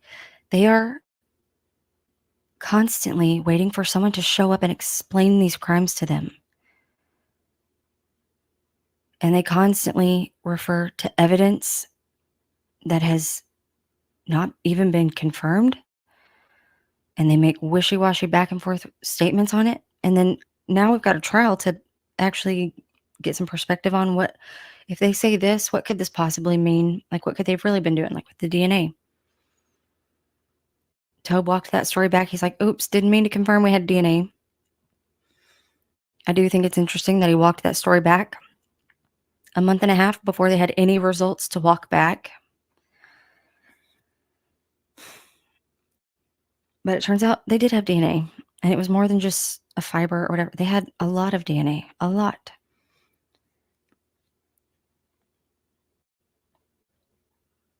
But the conclusions they've drawn from what we were finding out they had make no sense. They don't solve anything. They don't clear up anything. They don't point to anything, at least not in relation to Mr. Allen. The man in custody There's no evidence against him. Nick McClellan had to burn Holman onto the stand in front of the jury on Saturday about how strong a lot of that stuff was that he's been running around for the past 2 years saying it's a match, we have all this stuff, it's good as a paternity test or whatever.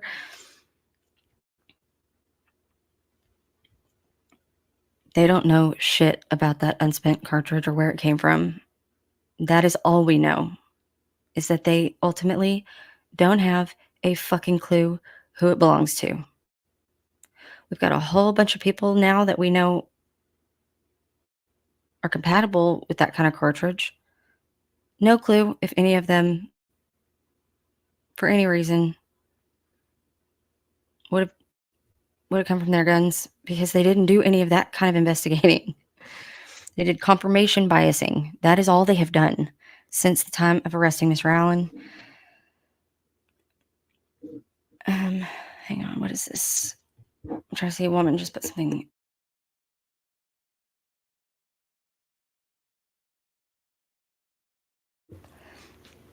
Okay, I see some people have already answered questions I was about to answer. So,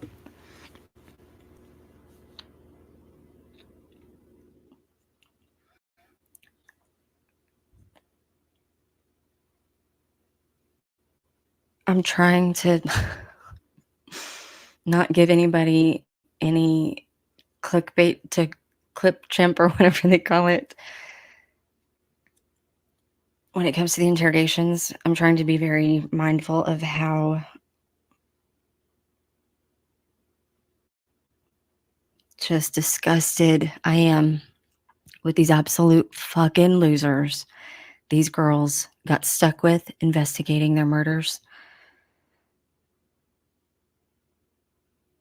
They could not have gotten stuck with bigger losers with dumber brains. One of the things that infuriates me about it is they spent the past 2 years telling the families they have shit they don't have.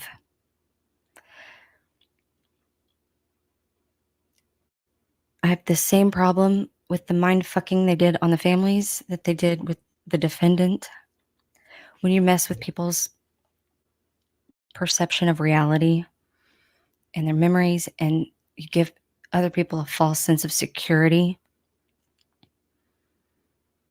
based on information you can't back up. It's so gross. In both of these things can be true at the same time. It's gross that they did it to Mr. Allen and the families. And I don't ever know how to make the proper distinction between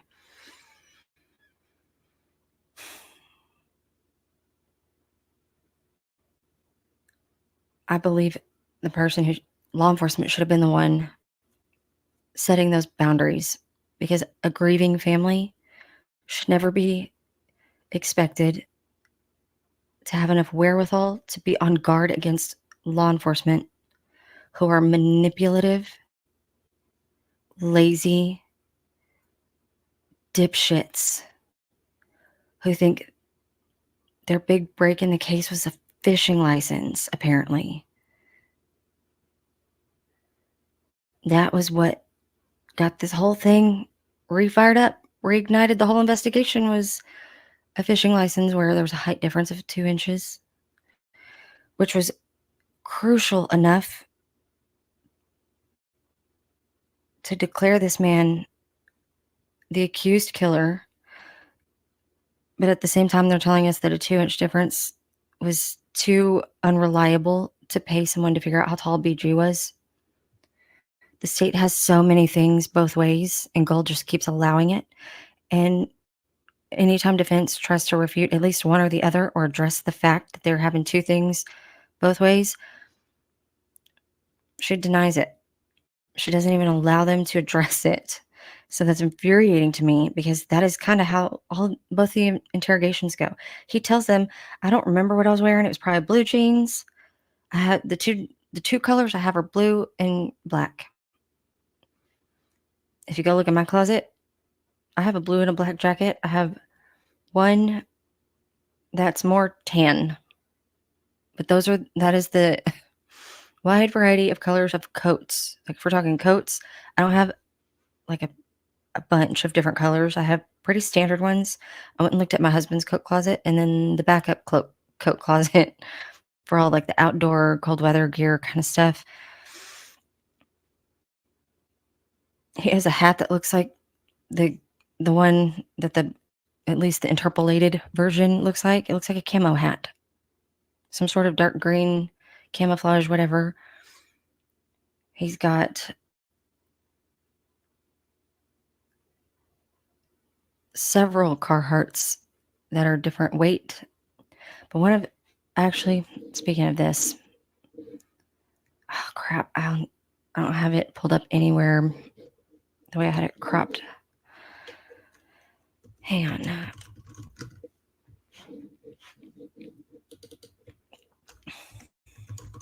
Bridge guy. Let me see if I can pull up one of the early day images just quickly. I don't know if I can zoom in on it or not, but I'm going to try because I do want to. This is probably a better one.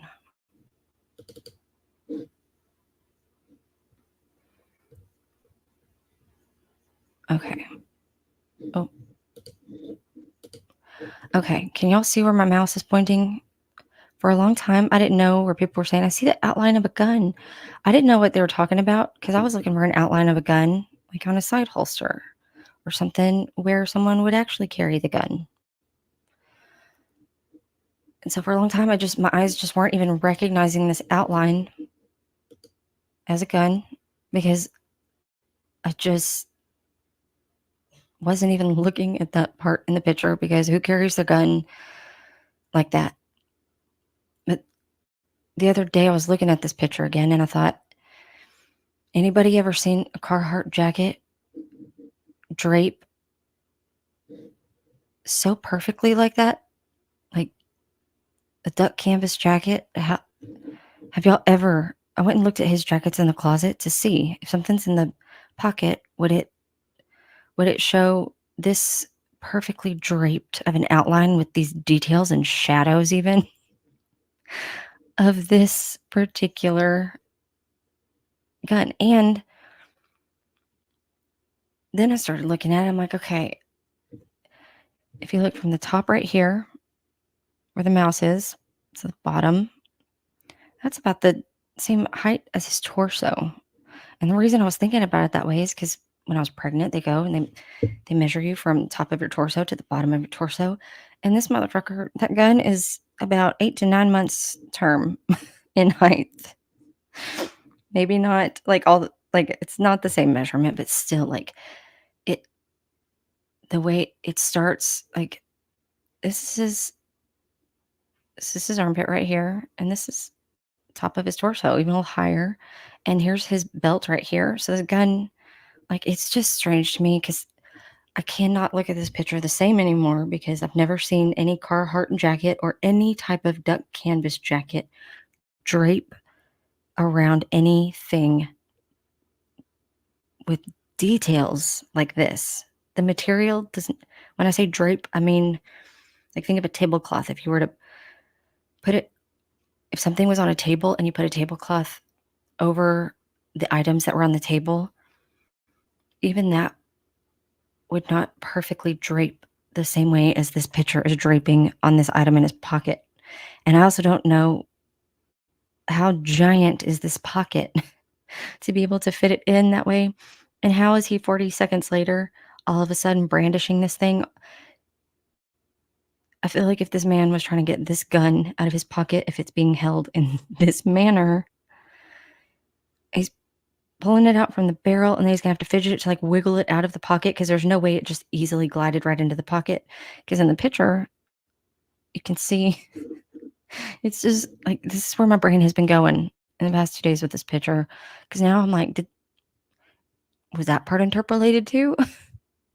Was this Disney helped animate something in here? I don't because all of the lines are going straight up and down, and it's very weird. It looks like, it also reminds me of Star Trek. Beam me up, Scotty. They transported it from the ship to the pocket. Like it just appeared. But we're seeing the effects of, the little CGI effects when they do the transporter, the little beam. I have so many questions about this picture now that I don't even know how. I'm not saying I didn't hear or believe anybody talking about the outline of the gun. I'm trying to explain that it didn't sink in what they were saying, because I was looking at the brown area where a holster would be. I've never seen anybody walk around with an unholstered gun like this, or why they would ever, even if they're going to put it in their pocket, you'd probably put it in barrel first, because you're probably holding it by the handle. Why is he walking around holding it by the barrel and then putting it in backwards?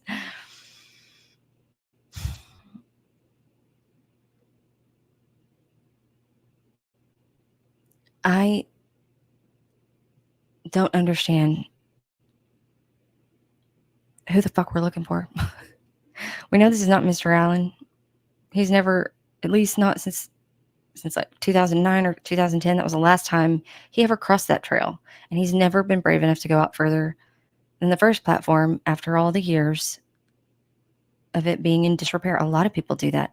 There were so many people there that day specifically that placed themselves walking out onto the first platform and then turning around and leaving. So the fact that they're trying to spin this into something that is something all these other people did that day, but for some reason it's super sus, because they're saying, well, you placed yourself on. Mullen just kept repeating over and over and over and over and over, but you were wearing the same clothes and you placed yourself on the bridge in these clothes. He didn't. Mullen is the one who did that. Mullen is the one who insisted that he said these clothes, but he didn't. That wasn't true. So when you take that away, which some people are unable to do at this point, they're trying to rationalize it, and that's how confirmation bias works. Like if you have any emotional tie to your conclusion, it's going to be that much harder for you to reevaluate it honestly. And that's just the nature. We all have emotional attachments to different things. Like most people, if they have any sort of religious faith, that faith is not usually based on what you're going to find in a history or a science book. It's based on their faith and what they learned at church. They're going to believe it regardless of what the history books or science book says. It's kind of along the same thing. Once somebody places their faith in something and they believe in it, their brain can no longer distinguish it, and then it attaches this fear of letting go of it. Because if you've placed that strength of faith in something, it is extremely difficult for people to let go of it. And it is not something people can just do on the spot because you presented them with a fact. It's a process. Unlearning things, depending on what it is and how strong your emotional attachment is to what you learned, it's difficult. It's a process, but this, she's going to do that. Why the hell didn't she do it, right?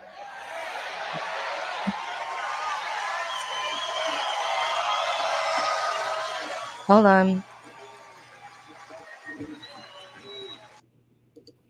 Sorry, it popped up. I couldn't figure out which tab I was in. This full.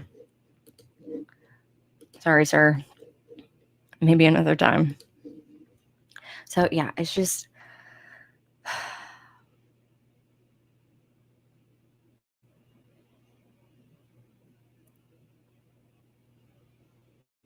all of their evidence seems to be the same degree of real as something Greeno would put out. He manufactures shit all the time. He's been doing it from day one too. When it comes to this video and these images and the audio, there's some funny business. Because when people heard the raw audio and saw the raw footage, Andrea worded it some way where when she watched the footage, nothing from the PCA that was alleged to be heard on audio was heard or seen.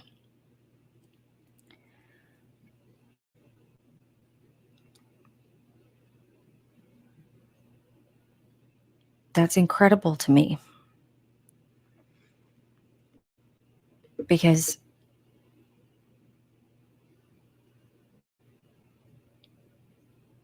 this, whatever image this is, and the interpolation and all the other dumb shit they've done to it, you can't convict somebody on that. It's not certain. And some people are so afraid of letting, like, they think, well, if he's the right guy and we let him go, that's so bad. Well, if you're only going based on this information, you're guaranteeing that possibility forever, because there's the only stuff that's even remotely like, well, huge if true, doesn't actually hold up when you look at it on its own. And there's nothing else except for those huge if true things that are looking less and less true by the day, as we're finding out.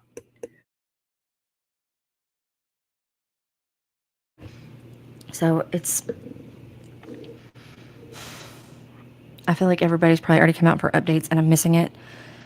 But as usual, I feel like my lives are only for the very niche little corner of this community where we're talking nerd shit and we're trying to unpack and get to nitty-gritty details.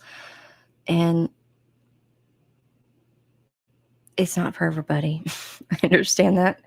But I do think it helps, even like when other people are busy working on other stuff that's coming up, like at all the night lives, if people have had a chance to let it sink in a little bit more before they get to the next thing, in my mind, I feel like that's good for everybody to have had a few more times to process and digest and to think about it, and then have a chance to go out back on Twitter and see what other people are saying and then reevaluate and weigh it against what we just talked about.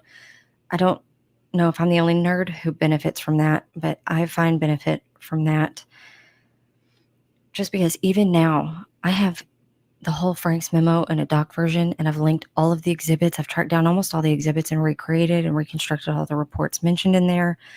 And it takes a lot of read-throughs to do something like that. But every time I go back to that thing, I still come across something that I somehow either forgot or it didn't sink in the first dozen times I went back and read it. And so that's kind of why I think it's good to start unpacking stuff and like discussing it once, because there's no good way to discuss all of this information at once. It takes time. It's a process. It takes revisiting it, stuff that law enforcement's never going to do, that's for sure. This prosecutor's never going to do, that's for damn sure.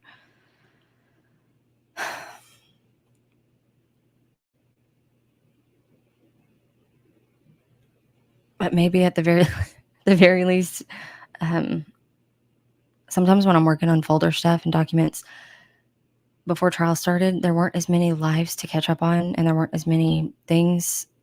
Like I haven't even updated the filing that came in this morning for the second motion to admit third party. I haven't even downloaded it to the folder yet. I have it ready to be downloaded, but I was just trying real hard to finish what I want to do today, to at least, I also didn't want some stuff to get lost in the shuffle, like the state likes to sweep it under the rug real quick. They move on to something else explosive, and just hope everybody memory holes all the stuff that came before it. I don't like it when they get away with that. So like, we're going to get into it, but hopefully this will be at least the least some background noise for people, in the same way that some of their lives become my background noise when I'm working on stuff. But if anybody today would like to help me figure out what kind of jacket could drape around this item as closely and perfectly with as much detail as Bridge Guy's jacket did. They used duck canvas. I know one person said a windbreaker, and a windbreaker I would be more inclined to believe than a canvas jacket. But even then, I have a problem with the proportion of this gun to this man's torso, especially if it's supposed to be Mr. Allen, who's even shorter. if you think about the height of his torso in relation to whatever gun this is, has anybody ever seen anybody walk around with an unholstered pistol like this?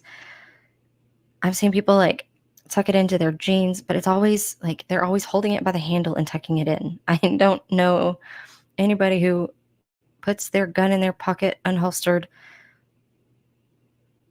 handle first. It's just, and I'm very sorry that this is, I understand, I'm aware now why people have been frustrated with me about not knowing what the hell they're talking about with this gun, but I don't know how to explain why I have never even been, I have just not paid attention to this little area, the pocket. I didn't know, I thought they meant where a gun would be holstered. Because even this, if this was one of those ones where they have the shoulder holsters, this is not where that holster would hold it. So, like, what? I just have never even looked at that part of the jacket. I've looked at the watch and this, and I've looked at the hat, and I've looked at whatever the scarf thing is. I never looked at the jacket pocket because I thought, I mean, I've seen it, but I haven't looked at it. So my bad. I'm sorry. It just never occurred to me that they would interpolate a gun anywhere right here. My eyes were just not, sometimes it's hard to unlearn stuff. It's also hard to see something. Once you see one thing and are picturing something else, your brain has a hard time telling what you're picturing versus what you're seeing. And it's a hard time making the distinctions from that point on. And so I think that is probably the only thing that'll explain why until recently. I don't even know why I looked at it this way recently. I think it was the way it was cropped, and it was the only thing in the frame in a post somebody made. So there was nothing else to look at except for literally a square around the outline of this. And my first thought was, how does a jacket of that material drape? That was my instinct, or my first initial thought. And I still don't have an answer for it. And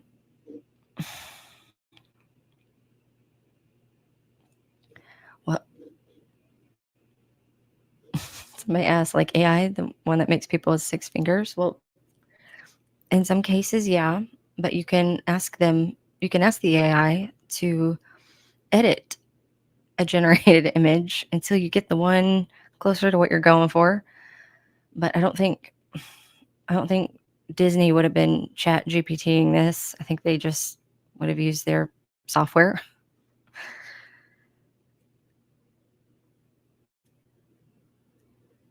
The other thing that we finally got some information on is where he may have parked. And he kept talking about the small bridge. And in my mind, that's probably Old State Road 25. That is a small bridge. It's not used. And if you keep walking, there's 2 trails. There's one that goes to the left. And if you keep going straight, there's one that goes to the old towpath that leads towards City Park. But both of them lead to City Park in different areas with old buildings.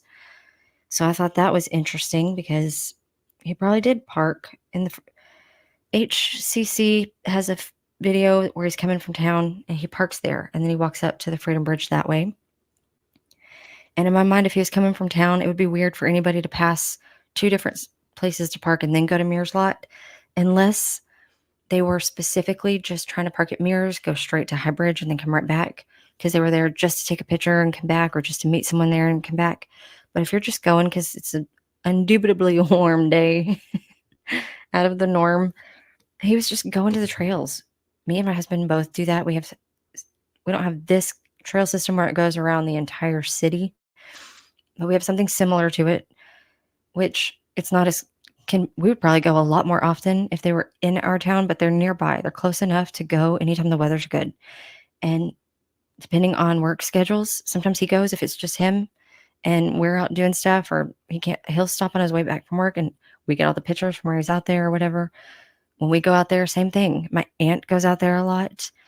Almost everyone in our family who lives anywhere remotely close to this area, we've all gone out there just to waste some time, especially on nice days, because it's one of those go-to places where you don't have to think too hard when it's nice out, and okay, when it's when we're talking about just trying to keep the girls busy, trying to get something to do outside, that is our go-to because you don't have to think hard about it. We know how to go. We've been out there and it's nice. Every time we go out there, we'll just go out there and chill for a bit, just for the sake of getting them off their devices and outside. There's also times where my husband has had time to kill in between work and gone out there to either stop and get lunch or catch up on emails, or I've done the same thing. It is a great spot to do it because it's not always too busy. Even when there's people out there, it's not the kind of hectic where you have to worry about running into people. It's just very convenient. And he's getting to the age where he's always like, oh, I gotta start running again. I gotta start doing all this stuff again. When you start getting older, you say it more than you ever actually do it, but at least saying it kind of forces you to get outside more often. Like, okay, I just need to go outside and just be active. It's a lot easier to do that when the kids are the reason for being active because you have the incentive to get them off the devices. So it's a little easier to push through. But my point is, my aunt and uncle, they don't have kids. They go out there all the time. It's just the way people describe the Delphi trails. I'm from a very small county as well. I relate to that. There are different trails that most people are their go-to. There's some more lesser known, lesser trafficked ones that sometimes people go to. And I've been to those and there's no intention behind it ever other than there were too many cars over there. I'm going to go to this one today. Or I haven't been to that one in a while. I wonder if they ever finished updating this or that. Those are generally the kind of reasons. And where I park is usually, if I'm going out there for that day, it's where I'm either comfortable parking or where I think I'm only allowed to park. And the way he was describing stuff yesterday, I've had those same conversations with members of my own family. And it was just, hey, when you go out there, where do you like? It was because there are areas now that are under construction. And so we can't park where we used to park. And then a lot of these, there are residential homes in and around different areas.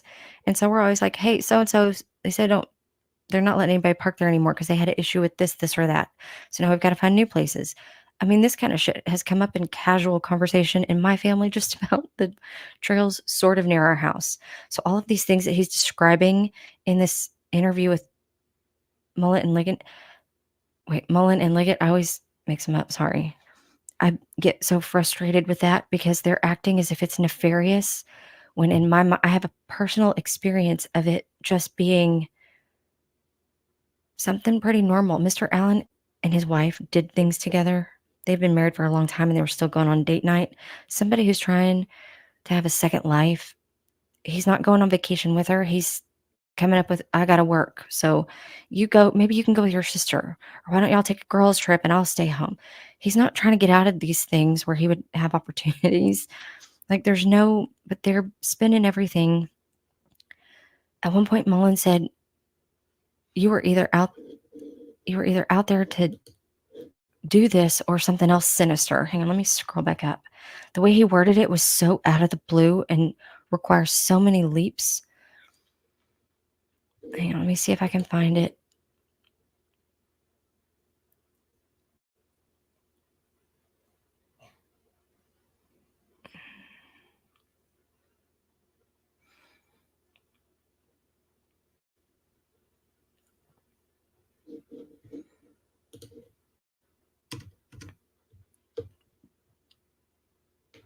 Oh, wait, I think it's in the other notes. Hang on. I think it's in Andrew's actual notes, maybe.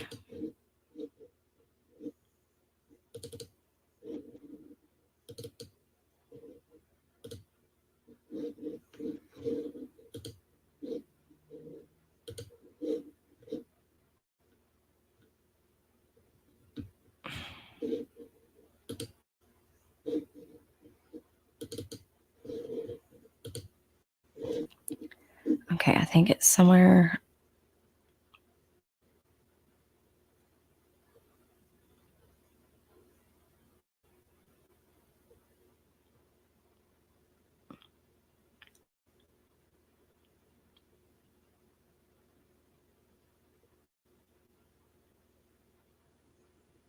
I think it's towards the end of this. Andrea has obviously way more detail than anybody else, at least as of now.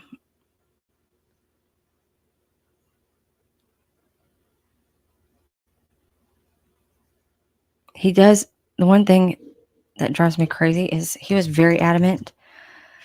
I wasn't out there until 3:30. I don't know if they're trying to say he didn't get there until 3:30. He's changing his story now. He's saying he didn't go. No, he was saying 3:30 is way too late. I was never out there anywhere near that late.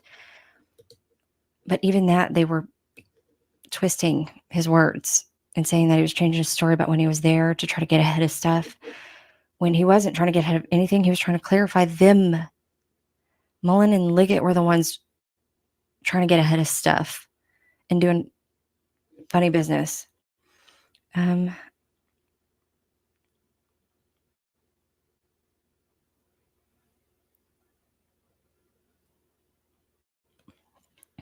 looking for Mullen's statement.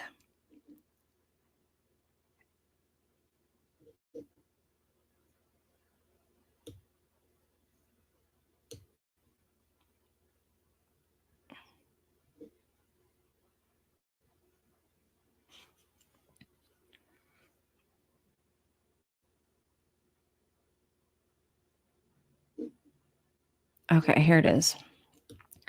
Mullen tells Mr. Allen, "You were out there to do this to the girls or to meet somebody out there," as if those are the only two explanations why he would be out there that day when something nefarious happened later. As if he was, like, the way they do this in these interviews, he was out there before the girls ever showed up.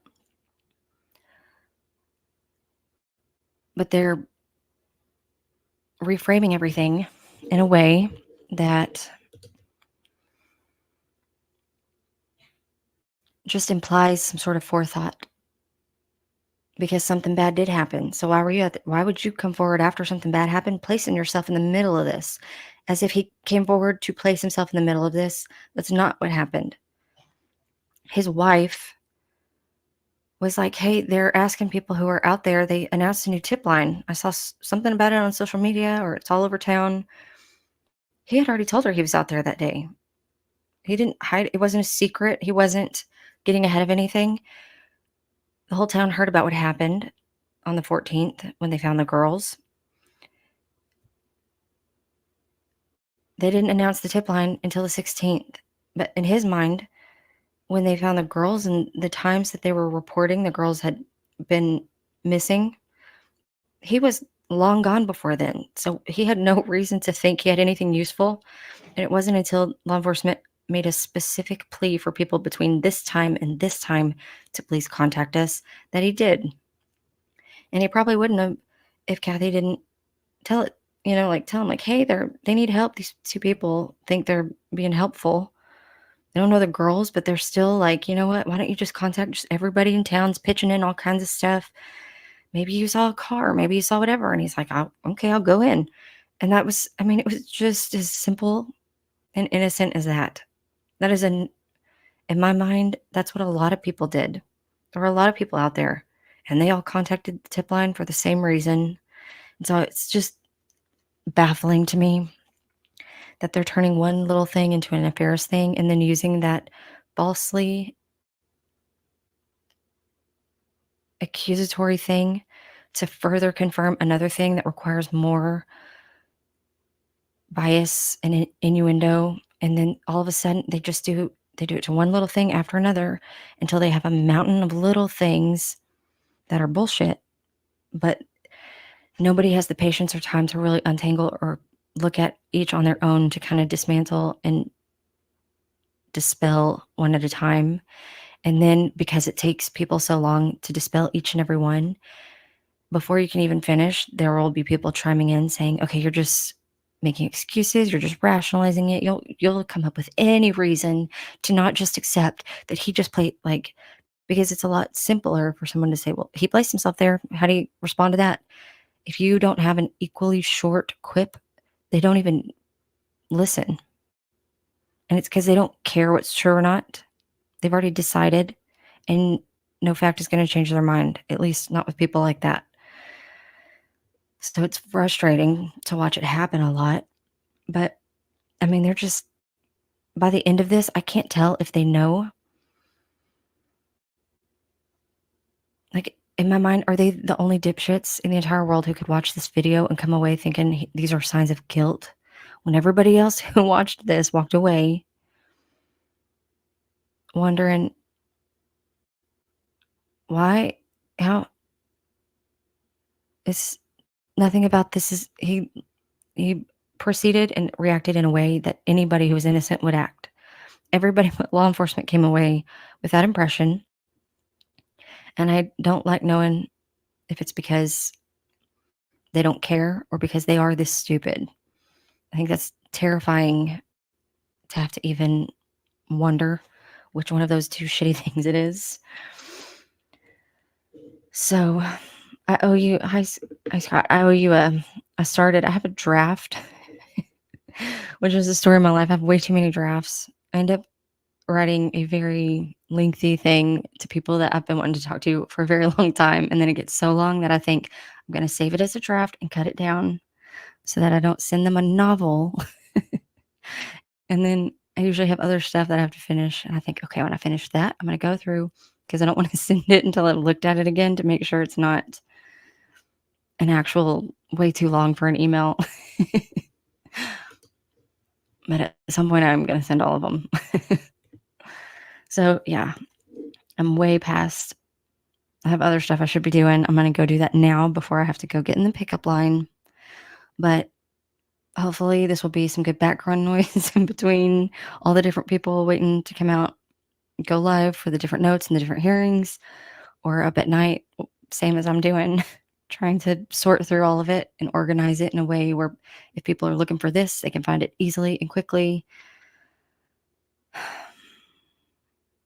That's where I'm at. I'm going to go update some stuff, and I will probably see y'all around probably when Andrea goes live tonight. I assume that will be the next time, at least I somewhat resurface, although I do a lot of shit posting on Twitter lately. I just post and then I run and I go back to what I'm doing. Like, I just need to, it's like a vent or something, a pressure valve release. Hang on. I looked at Emmett. I have looked at those for a while. I couldn't unsee anything but those. I have a short on my page where I see a clean-shaven young person just from messing with the settings on my iPhone. I took a screenshot of the same frames before and after, and not to dispel any of the stuff that image and analysis has done, but more to ask if they have any thoughts on it, because the image I was able to clean up pretty good is an image of someone who is very, very different than the other image of someone in that very short video or whatever it is. And I have no idea what explains it. But I feel like people who do this either for a living or have experience in it, maybe they can help explain some of those. But until I saw this one shot that I put on I just made it into a short where it's just 4 different, I guess you could call them filters. They're not specific filters. It's just different settings that I guess could be considered a filter. I don't know how to reconcile that with all the other videos that I've seen where I very clearly see Ron Logan's face. Like, it's hard to unsee Ron Logan's face when you've seen those things. But that's the other thing that I always go back to with people who swear they see Richard Allen and Bridge Guy. Our brains don't always know what we're seeing versus what we're picturing. Even if we're looking at something, like, our brain has a hard time unfilling in areas or being able to tell them apart, what we're seeing versus picturing. and different. And so I try to just be mindful of that, but I don't have an explanation for any of those image analysis videos any more than I have for the one that I posted. I don't have any kind of fancy software for it. So it could just be filter and me not understanding that this is not what it's actually showing. It's just what it actually looks like. I at least know there's something to that where something that appears could be a result of something that's not actually in the scenery being captured. It's something that's a result of like an aperture or exposure or other things. I know enough to know that I don't know enough to say anything one way or the other than I can just post videos about it, asking questions, and really hope that the people who've been actual boots on the ground with those things can offer their insider input, I guess, is the best way I can answer that, even though it's not really an answer because I don't know. Hi, Truth Seeker. I'm just about to get by y'all, though. Yeah,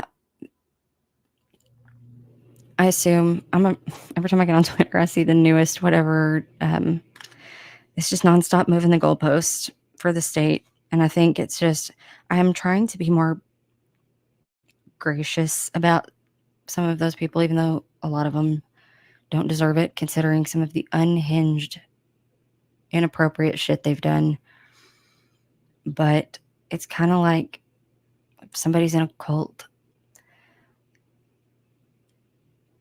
And even when it comes to extremists, like former extremists, the de-radicalization process, the deprogramming process, those are very real things that are not, nobody can achieve that overnight. It is a process, and it should be a process because people should go through each stage of different things to give each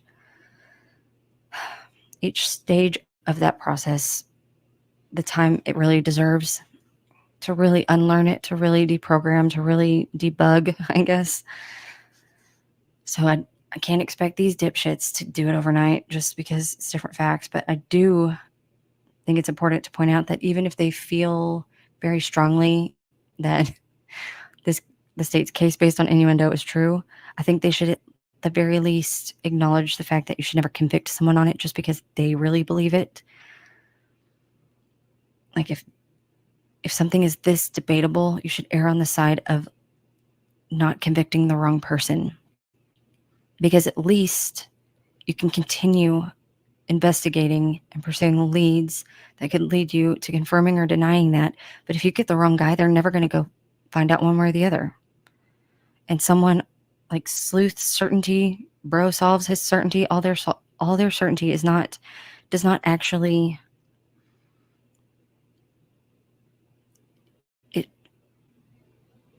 it's not sufficient to not bother investigating the stuff law enforcement is now confirming to us they did not investigate. And just so the notion that they are just really placing their faith in the fact that, well, their judgment and what they think probably happened is probably just true is terrifying that works on anybody, but it does. So anyways, everybody enjoy the rest of your day. I will see y'all at some point, somewhere. Not sure where. Okay, bye.